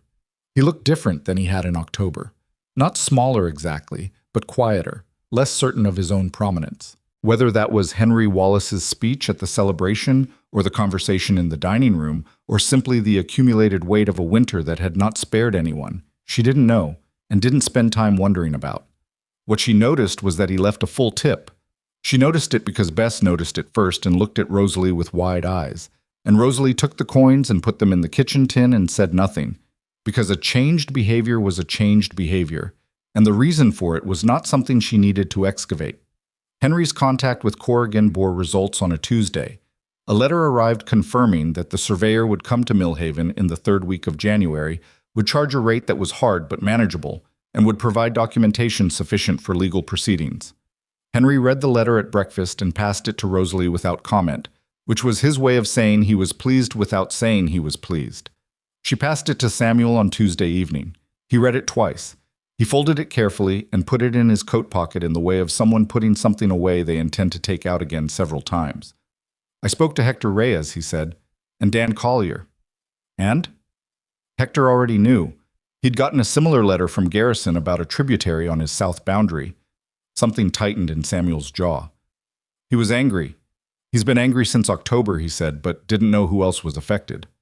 "He does now." "He does now." Samuel looked at her. "Dan Collier wants to come to a meeting before the new year. His brother, too. Hector will bring his son, who did 2 years of law study in Denver before coming back to help with the ranch." Rosalie said nothing. She waited. "It was your idea," he said. "You should be at this meeting. I'm a cook at a boarding house. You're the person who mapped out the whole watershed argument at my table in the middle of a snowstorm," he said. "Don't shrink yourself, Rosalie. You know what I mean by that." She looked at him. She did know what he meant, and she knew why he'd said it that way. Because "don't shrink yourself" was what you said to someone who had spent their life being told to take up less space, and saying it was a way of saying he'd seen that, and saying that he'd seen it was something she was not going to pretend didn't matter. "What time is the meeting?" she said. "Saturday morning, at Hector's, if the road's clear, or here, if it isn't." "Tell them to come here," she said. "Tell them I'll have food." Samuel looked at her for a moment. "You don't have to feed them to be taken seriously." "I know that," she said, "but men think more clearly after they've eaten, and I have food, and it makes sense." She went back to the kitchen. "Saturday morning, tell them 8 o'clock. The meeting on Saturday was not what Rosalie had imagined, which was to say, it was better in some ways and worse in others, which was how most real things compared to their imagined versions. Hector Reyes was a broad, serious man in his 60s, who said little and meant everything he said, and whose son Marcos had a quiet, precise way of talking about legal matters that made him seem 20 years older than his apparent age of about 25. Dan Collier was loud in a way that was mostly harmless. He had opinions at high volume, but he listened when the room pushed back. His brother Walt was quieter, more careful, the kind of person who didn't talk first but whose agreement, when it came, meant something. They sat around Clara's large dining table with plates of food in front of them and the letters from Garrison laid out in the center, and Marcos Reyes walked through the legal structure of what Garrison was attempting. The watershed argument was correct, he confirmed. The challenge to Samuel's Creek, if successful, created precedent that applied to every ranch pulling from the same drainage. Garrison knew this. The strategy was sequential. Take one, then use the ruling to take the rest without additional litigation. "We file a joint objection," Marcos said. "We make the case that the challenge affects all of us, not just the Dawson Ranch. We push for a consolidated hearing." He looked around the table. "A consolidated hearing changes the economics. Their lawyer is billing Garrison for individual cases. A joint case is one case." "And we need a lawyer," Dan Collier said. "There's a man in Butte," Marcos said. "He's beaten Garrison before. He won't be cheap." The number he gave was significant. There was a pause around the table. "Split 5 ways," Samuel said. "4 ways," Marcos corrected. "My family doesn't charge for my time." "3 ways," said Walt Collier quietly. "Dan and I split 1 share." The number became manageable, not comfortable. There was no pretending it was comfortable, but manageable. The kind of thing that could be done. Rosalie was sitting at the far end of the table, not at the center of the conversation, but present in it the way she was present in most conversations that mattered in that room. Attentively, taking in what was being said and tracking the currents beneath it. She had made the food and she had poured the coffee, and she had not spoken since the meeting started because the men who needed to make this decision were making it, and her job this morning was not to lead, but to have made the conditions right for good decisions to be made. But then Walt Collier said, "What's the timing on the Corrigan survey?" And Marcos said, "Third week of January," we said. "The preliminary hearing is February 11th. And Walt said, "Is that enough time to file the joint objection?" And there was a pause in which Marcos was calculating and everyone else was waiting. And Rosalie said, "If the objection is filed in the last week of January, you have 2 weeks before the hearing. That's enough for the court to acknowledge it. The question is whether they'll consolidate before February 11th or schedule a separate hearing on the consolidation itself." Everyone looked at her. Marcos looked at her with the particular attention of someone encountering a mind that knows the territory he thought he had to himself. "If they schedule a separate consolidation hearing," he said slowly, "Garrison's lawyer files for an expedited preliminary ruling before that hearing can occur." "Yes," Rosalie said. "So the objection needs language that explicitly requests consolidation as part of the preliminary process, not as a separate motion." She looked at Marcos. "Can you write it that way?" Marcos was quiet for a moment. "Yes," he said. "I can write it that way." Walt Collier looked at Samuel. Samuel was looking at Rosalie with the expression that was by now familiar to her, the one that meant he was seeing something he hadn't expected and was adjusting, and the adjustment was not discomfort. Hector Reyes set down his coffee cup. "Where did you learn about court procedure?" he asked her directly, with the frank curiosity of a man who was not asking to diminish but to understand. "I read," she said. "My mother had a law book she used when a rail company tried to take her equipment without compensation. I read it when I was 16. Some of it stayed." Hector Reyes looked at her for a moment. Then he nodded, a single, decisive nod of the kind that meant, "Not you're excused, but you belong here." The meeting lasted until noon. When it ended, the men filed out with the particular energy of people who came in carrying a problem and are leaving with the beginning of a plan, which is a different weight entirely. Marcos Reyes shook Rosalie's hand at the door with the straightforwardness of someone who has identified an ally and is not going to be awkward about it. "You should come to the hearing in February," he said, "if you want." "I'll think about it," she said. After they had all gone, Samuel stayed to help clear the table, which Clara noted and did not comment on, which was its own kind of comment. "You didn't tell me you'd read law," Samuel said, carrying plates to the kitchen. "You didn't ask." "What else haven't I asked?" She thought about it. "I speak French, passably. My mother taught me from a book." She took the plates from him. "I can set a broken bone if I have to, though I'd rather not. And I'm a better shot than I look." He looked at her. "With a rifle?" "My uncle had a farm in Ohio. There were foxes." She went back to the dining room. "Come get the cups." He came and got the cups and stood in the kitchen doorway for a moment when he'd brought them. She was at the sink and had her back to him, and she heard him not leaving, which was a specific sound she had learned. "I want to say something," he said. "Then say it." "I've been careful with you, more careful than might have made sense, from the outside." "It made sense," she said. "I understood it. What I want to say is—" He paused in the way of someone who has prepared this and is finding that the preparation is less useful than he hoped. "I'm not going to be careful indefinitely. I need you to know that." She turned around. He was standing in the doorway with the particular stillness of a man who has said something he can't unsay and is waiting to find out what it costs. She looked at him for a moment, really looked, the way she had learned to look at things that mattered, with the full attention she usually kept in reserve. "I know," she said. "I've known for a while." "And?" She turned back to the sink. "And I'm still thinking." "That's honest," he said. "I try to be." He went back to the dining room and finished clearing without pressing her, which was the right thing to do. And she knew it was the right thing, and it made the thinking harder rather than easier, because the right thing from someone you're afraid of trusting is more complicated than the wrong thing. Clara came in mid-afternoon to find Rosalie rolling pie crust with more energy than the pastry required. "Good meeting?" Clara asked. "Productive." "I heard Marcos Reyes shook your hand at the door." Rosalie rolled the crust without looking up. "Do you watch everything from that window?" "Yes," Clara said simply. "Samuel stayed to help clear." "He did." Rosalie. She looked up. Clara was looking at her with the expression she'd worn when she told her about Samuel being a good husband to Louise, the expression of someone who has seen a great deal of life and is trying to offer the relevant portion of what that experience has taught them. There are two kinds of fear, Clara said. The kind that's telling you something true, and the kind that's telling you something that used to be true. She sat down. You've been wrong before. You know what being wrong feels like. So now you're afraid of making that same mistake. She put her hands on the table. But the mistake you made with Ethan Caldwell was trusting words from a man who had never seen you.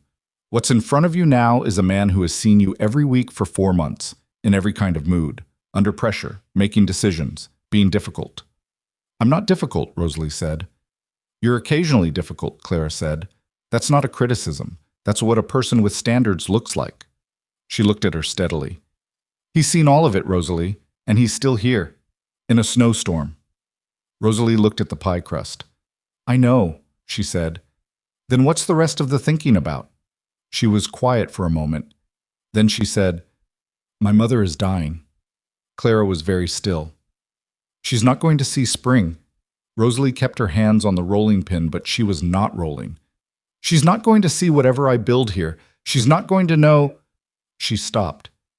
I keep thinking about her sending me off with that jar, and I keep thinking that whatever I make of this life, she's not going to be here to see if it was worth what she gave me to start it. Clara didn't say anything for a moment.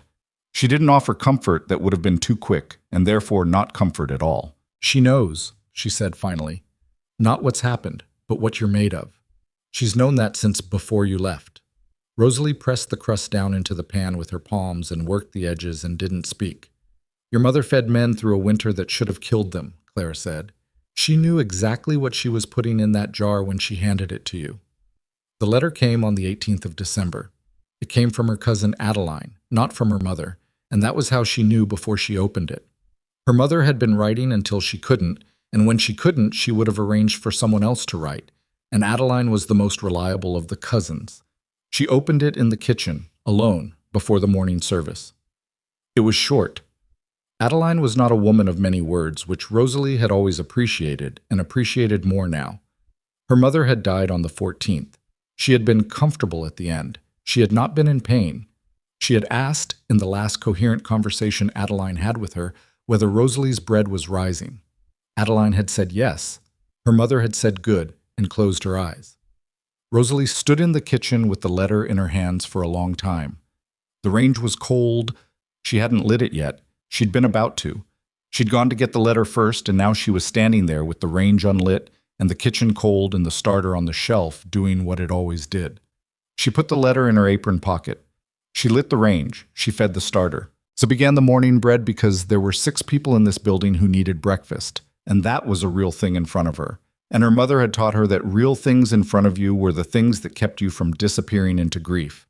She did not cry until the bread was in the oven. And then she cried quietly, at the sink, for about 10 minutes, the way people cry when they are trying not to stop themselves, but also trying not to stop the rest of their life from continuing around them. Bess came in and saw her and stopped in the doorway. Miss Mercer. I'm all right, Rosalie said. Would you watch the bread? Tell me when it smells done. She went to the small room and washed her face and sat on the edge of the narrow bed for a moment. She looked at the jar on the windowsill, the jar she had carried off the train platform, the jar her mother had pressed into her hands on a station platform in Pennsylvania, the jar that had made this whole strange, hard, unexpected 4 months possible. Alive, she thought, still alive. She went back to the kitchen. Samuel came on Tuesday and she told him. She did not plan to. She had told Clara and Henry and Bess, and she had thought that was enough, that she would manage the rest of the telling later, or not at all. But Samuel sat down and looked at her face the way he looked at things he was trying to understand fully before he said anything, and she saw him see it. Your mother, he said. It wasn't a question. December 14th, she said. He didn't say he was sorry. He had lost Louise in June, and he knew what sorry sounded like coming from people who meant it well, and what it actually gave you, which was less than people hoped. He sat with the information for a moment. Then he said, Tell me about her. Rosalie looked at him. You've told me some things, he said. The railroad winter, the sourdough. But tell me more. Tell me what she was like when she was being regular. Not legendary, just regular. So Rosalie sat down across from him and told him. She told him about her mother's habit of humming while she cooked and stopping abruptly if anyone mentioned it. She told him about the way she'd handled money, carefully, without drama, with the respect of someone who'd had very little of it and knew its weight. She told him about the time a neighbor's dog got into the kitchen and ate an entire Sunday roast, and her mother had made soup from what was left, and told everyone it was intentional, and everyone believed her because she said it with complete conviction. Samuel laughed at that, actually laughed. The real kind, not polite.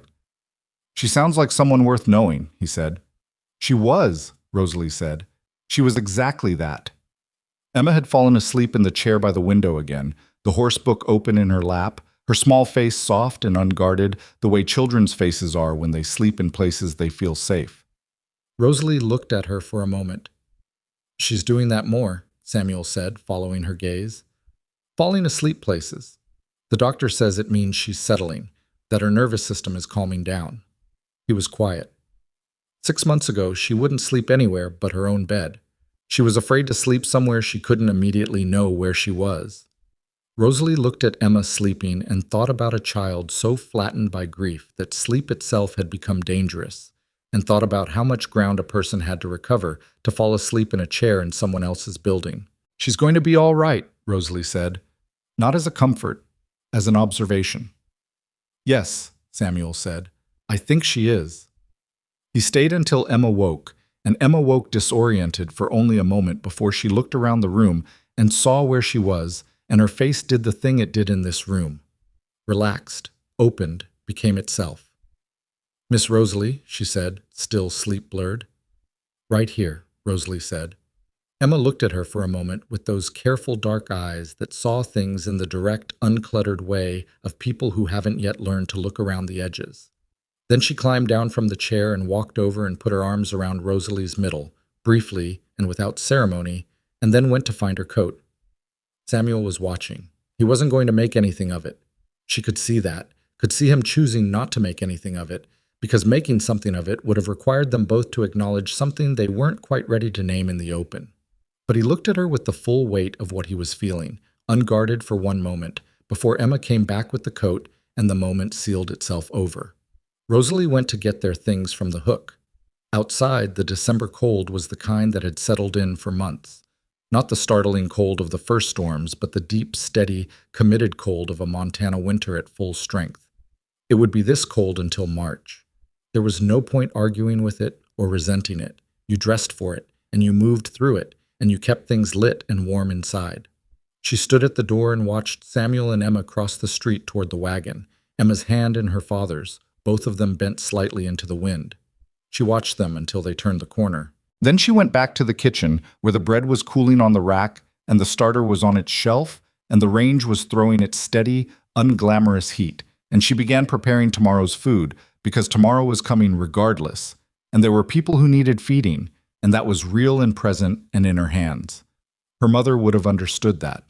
Her mother, she thought, had counted on it. January in Millhaven was the month that tested whether you actually meant to stay. The cold that had seemed manageable in December became something more serious in January. Not more dramatic, just more committed, the way a long illness is worse than a sudden one, because it removes the option of believing it will be over soon. The mountains disappeared behind clouds for days at a time, and the streets of town were mostly empty by mid-afternoon because there was no practical reason to be outside after the essential errands were done, and most people had learned to do their essential errands efficiently. Corrigan arrived on the 19th of January, 3 days later than his letter had promised, which he attributed to the road conditions north of Butte, with the matter-of-fact acceptance of a man who had learned that Montana roads in January had opinions of their own. He was a compact, precise man in his late 50s, with the permanently squinted eyes of someone who had spent decades looking at land through instruments, and he shook hands with Samuel and Marcos Reyes and looked at the documentation spread on Clara's dining room table with the focused attention of someone who has been handed a puzzle he is confident he can solve. Rosalie fed him. She fed all of them, Corrigan, Samuel, Marcos, Hector Reyes, who had driven in from his ranch despite the weather, Dan Collier, and his brother Walt. She fed them, and then she sat at the far end of the table and listened, because listening had become one of the most useful things she did. and she had stopped apologizing for how much she understood of what she heard. Corrigan spread his own maps alongside the original claim documentation and went through the survey error with the particular pleasure of a man who finds other surveyors' mistakes more interesting than his own correct work. The error was real, a 17-year-old miscalculation of the creek's eastern boundary at a bend in the waterway. But Corrigan said, with the certainty of someone who had read a great many land disputes, that it was the kind of error that courts routinely resolved in favor of long-term use and established practice. 42 years of documented use, he said, looking at Samuel over the maps. That's not a technicality. That's a fact of the land. Garrison's lawyer will argue the documentation is flawed, Marcos said. Garrison's lawyer can argue whatever he likes, Corrigan said, without particular heat. I'll have a corrected survey filed in Helena by the 1st of February. That gives you 10 days before the preliminary hearing. He looked around the table. Who's your lawyer? Samuel gave the name Marcos had provided, a man in Butte named Aldrich, who had beaten Garrison twice in the previous 4 years. Corrigan nodded. Good choice. Aldrich doesn't lose time. He began rolling the maps back up with the efficient movements of a man who had said what needed saying. I'll need 2 days on the land. I'll need it to be above 10 below when I'm working the North Creek line, which means we wait for a reasonable window. Forecast says it clears by Thursday, Alistair Breen said from the doorway, where he had been standing for the past hour with his arms crossed in the posture of a man whose opinion was not being sought but who was tracking everything. Corrigan looked at him. And you are? Alistair Breen, ranch foreman. You read weather? I read this weather. Spent 20 years in it. Corrigan considered this.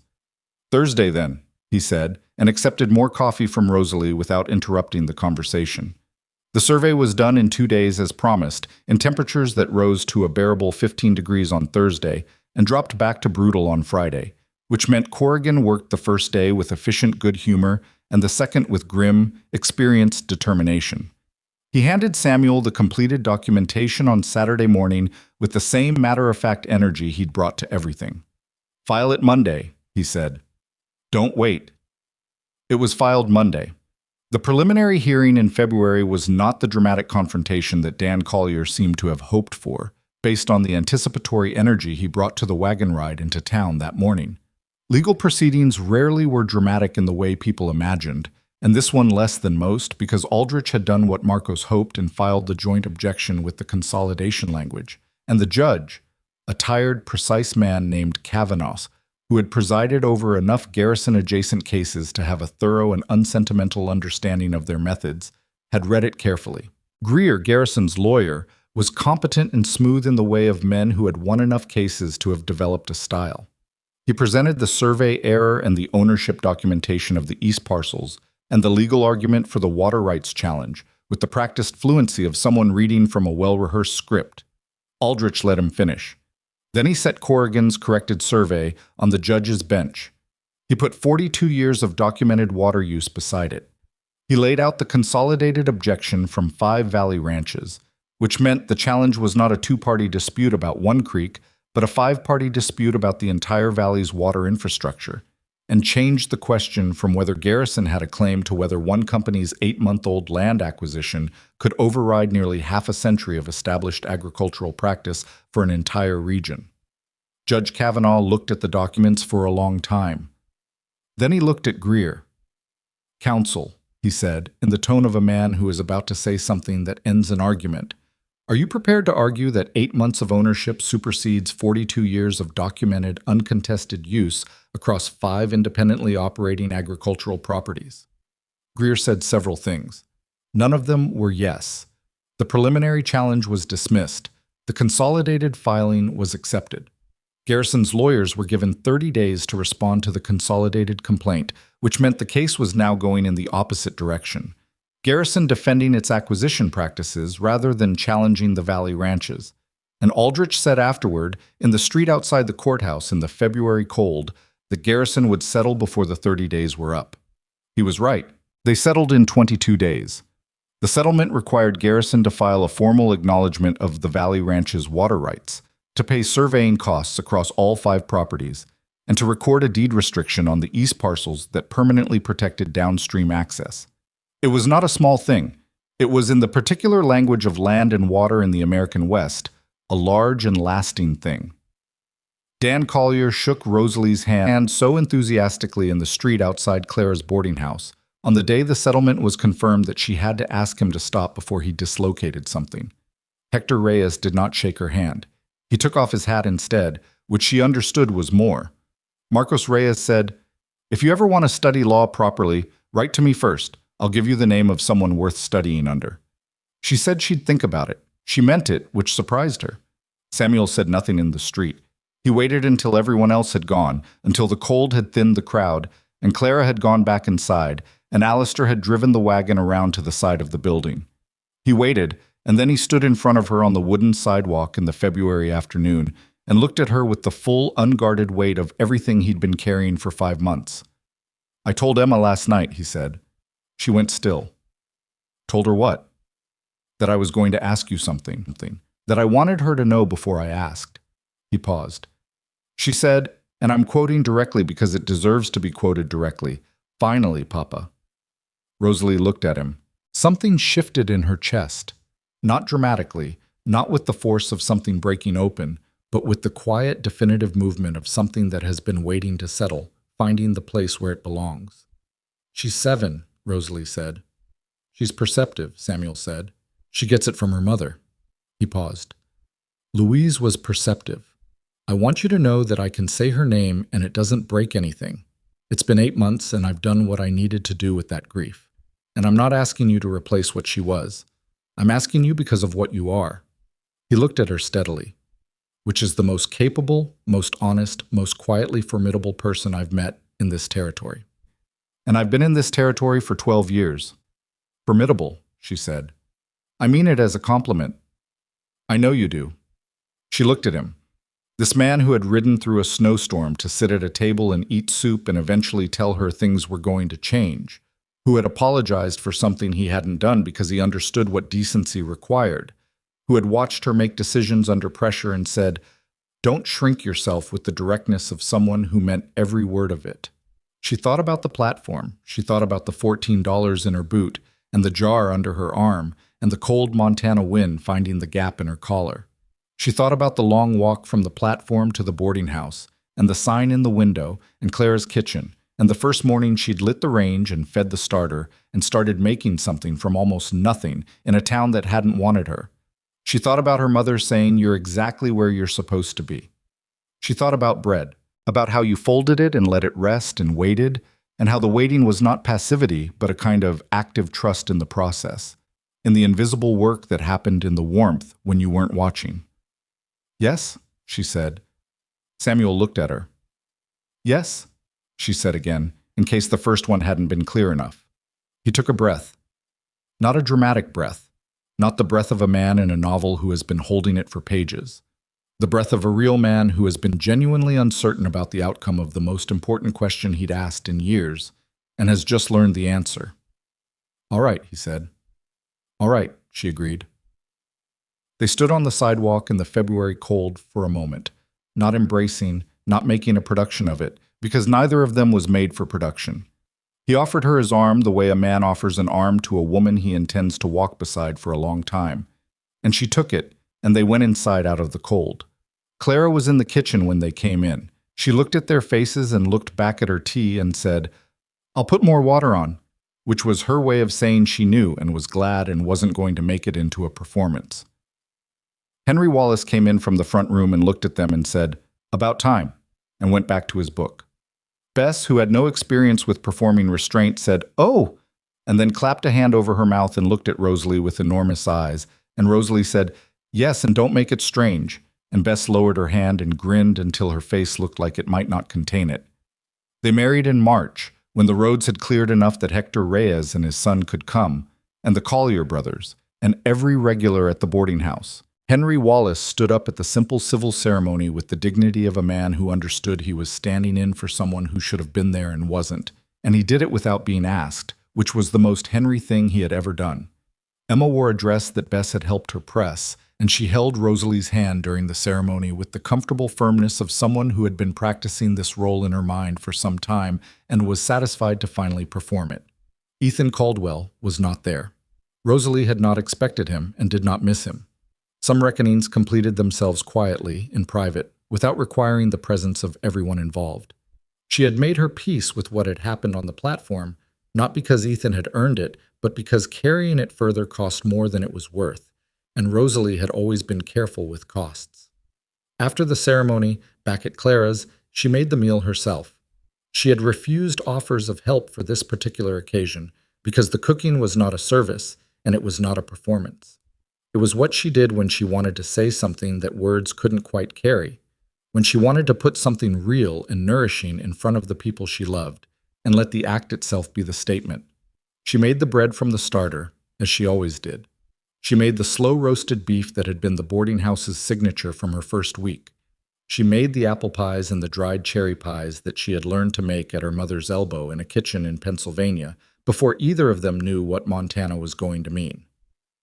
Henry Wallace ate 2 servings of everything and said it was the best meal he'd had since the Bitterroot winter, which, from Henry, was not hyperbole. Samuel ate beside her and talked to the people around him, and twice put his hand briefly on her arm in the way of someone confirming, without words, that the thing they were in was real.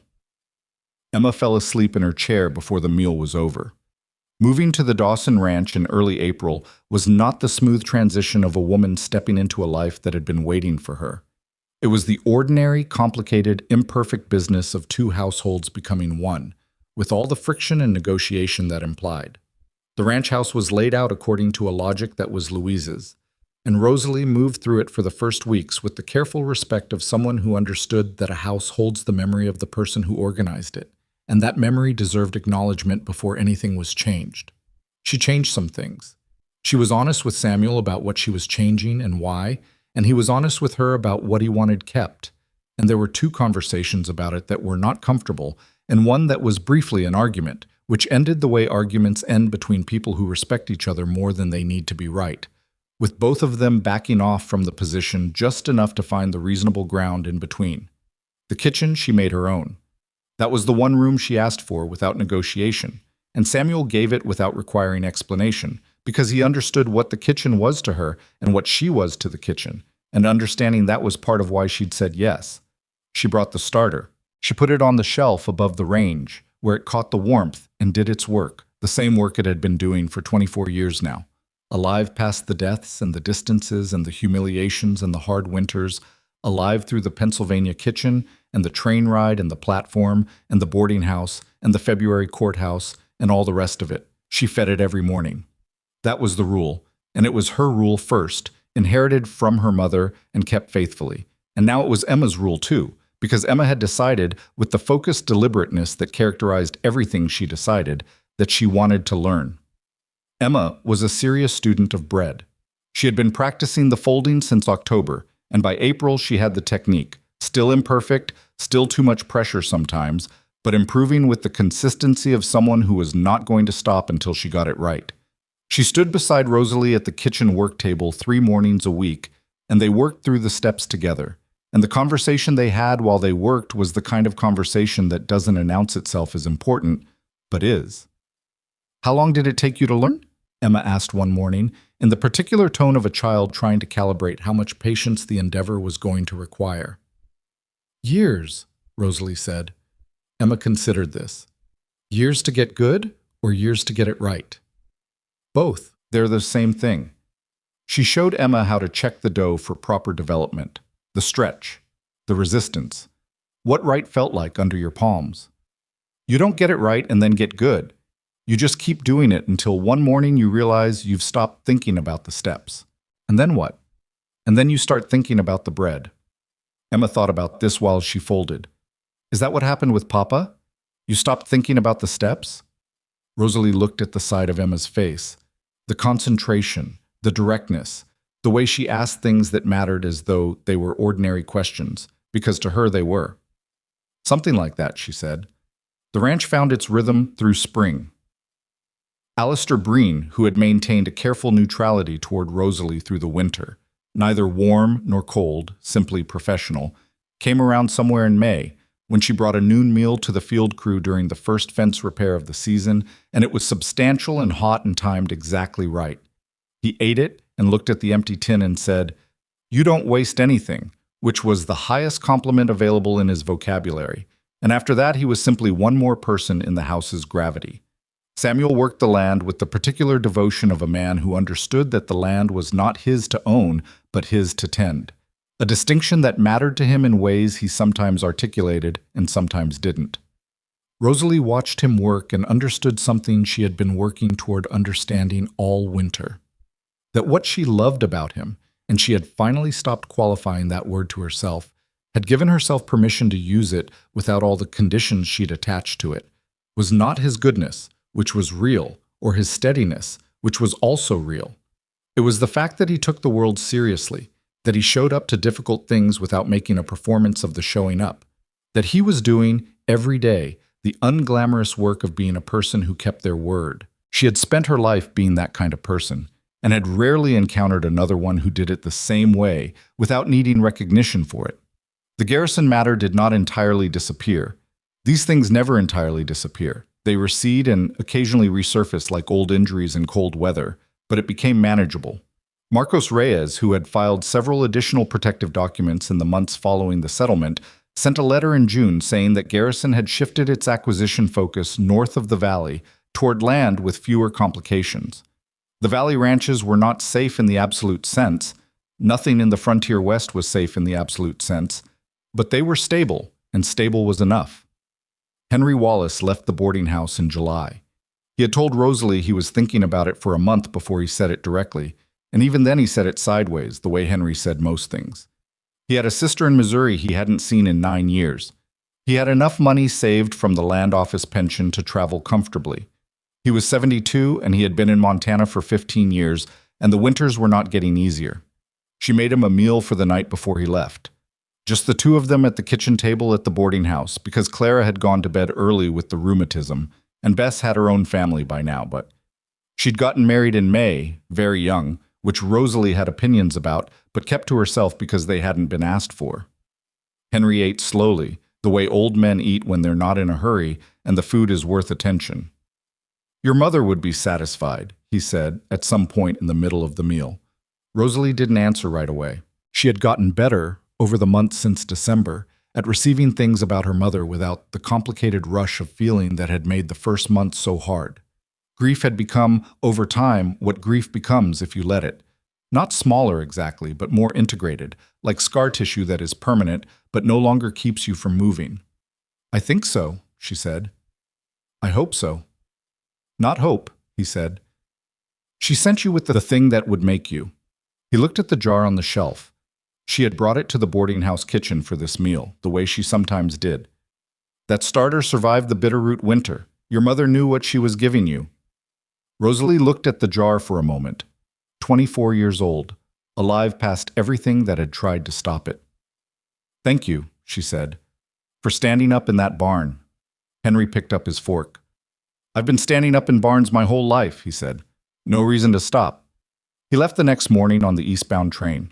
She stood on the platform, the same platform where she had arrived 7 months ago with her trunk and her jar and no plan, and watched the train pull away and felt the difference between then and now as a physical thing, the way you feel the difference between cold and warmth when you move from outside to inside. The platform was just a platform, the town was just a town. But she was not who she had been when she arrived, and the woman she was now was standing in a place she had built with her own hands, and her mother's recipe, and the patience of someone who had refused, even at her most afraid, to become smaller than she actually was. She walked back to the boarding house and helped Clara with the morning service, because there were boarders who needed breakfast, and then she drove out to the ranch because Emma had asked her to come for the afternoon bread, and the bread was not going to make itself. The valley was green in the July way. Not the soft green of wet places, but the harder, specific green of land that has earned its color through difficulty, through seasons that were not always kind, through soil that gave back what it was given and not a great deal more. She drove the road she had come to know by its particular qualities, the way it rose slightly before the creek crossing, the 3 pines that appeared on the left just before the ranch came into view. And she thought about what it meant to belong somewhere, not the easy belonging of people who are born into a place and never have to earn it. The other kind. The kind you arrive at through a series of choices made under pressure, through the accumulated weight of daily work in a specific location, through the slow process of becoming necessary to something larger than yourself. She had been necessary before, to Clara's kitchen, to the boarding house's survival, to the rancher's water rights, to Emma's appetite for bread, and for the particular kind of presence Rosalie offered without performing it. But this was different. This was the necessity of home, which is not about being needed in a transactional sense, but about being woven into something that would have a different shape without you. She was woven in. She could feel it. The ranch came into view around the pines. Samuel was in the near field and he saw the wagon and raised a hand without stopping what he was doing, which was the right thing. She didn't want him to stop working. She had never wanted anyone to stop living their life to acknowledge her arrival. She raised her hand back and drove to the house. Emma met her at the door already in her apron, which was too big and always would be for a few more years yet, and which she wore with the seriousness of someone who has decided that the apron is not a costume but a commitment. "I already fed the starter," Emma said. Rosalie stopped. She looked at the girl. "You did it yourself?" "I've been watching you for 9 months." Emma said this with the dignity of someone who considers 9 months of observation to be adequate preparation. "I did it right." Rosalie looked at her for a long moment. Emma looked back with the dark, careful eyes she'd had since October, only now they were not the eyes of a child trying to keep herself intact through grief. They were simply her eyes, curious and direct and present, looking at the world with the expectation that the world was worth looking at. "Show me," Rosalie said. Emma turned and led her into the kitchen. The starter was on the shelf, fed and active, doing what it had always done, turning patient tending into something alive. Emma had done it correctly. Not perfectly. She'd measured slightly by feel rather than by weight, which was a difference in approach rather than an error, but correctly, in the way that mattered. Rosalie looked at it for a moment. 24 years old, Ohio, Pennsylvania, Montana. From Margaret Mercer's hands to hers to Emma's, in a kitchen in a valley that had tried, briefly, to be indifferent to all of them. She thought about what she would say to her mother if she could say one thing. Not about Samuel, not about the ranch or the water rights or the February courthouse. Just one thing. She thought she would say, "The bread is rising," and her mother would say, "Good. That means you did it right." She put her hand briefly on Emma's shoulder. Not a performance, not a ceremony, just the ordinary warmth of one person acknowledging another's presence. "Get the flour," she said. "Let's make bread." Emma got the flour.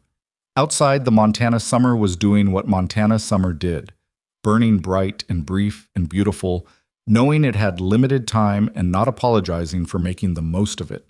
The mountains were visible in every direction, permanent and indifferent and magnificent, the way they always were, the way they would be long after everyone in this valley was gone, and the valley had found new people to test. But that was the thing about a place like this, and a life like the one Rosalie had built inside it, through difficulty and without certainty and without anyone's permission. The testing was not the enemy. The testing was the point. It was what revealed what you were made of, what you could carry, what you could build from almost nothing in conditions that had not been designed with your comfort in mind. She had arrived unwanted.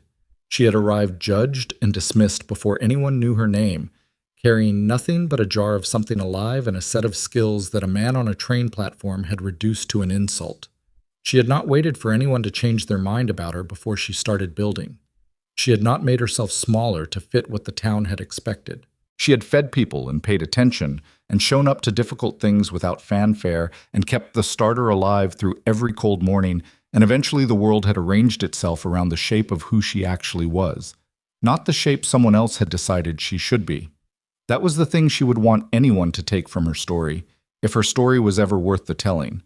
Not the romance, not the legal victory, not even the bread, though the bread mattered.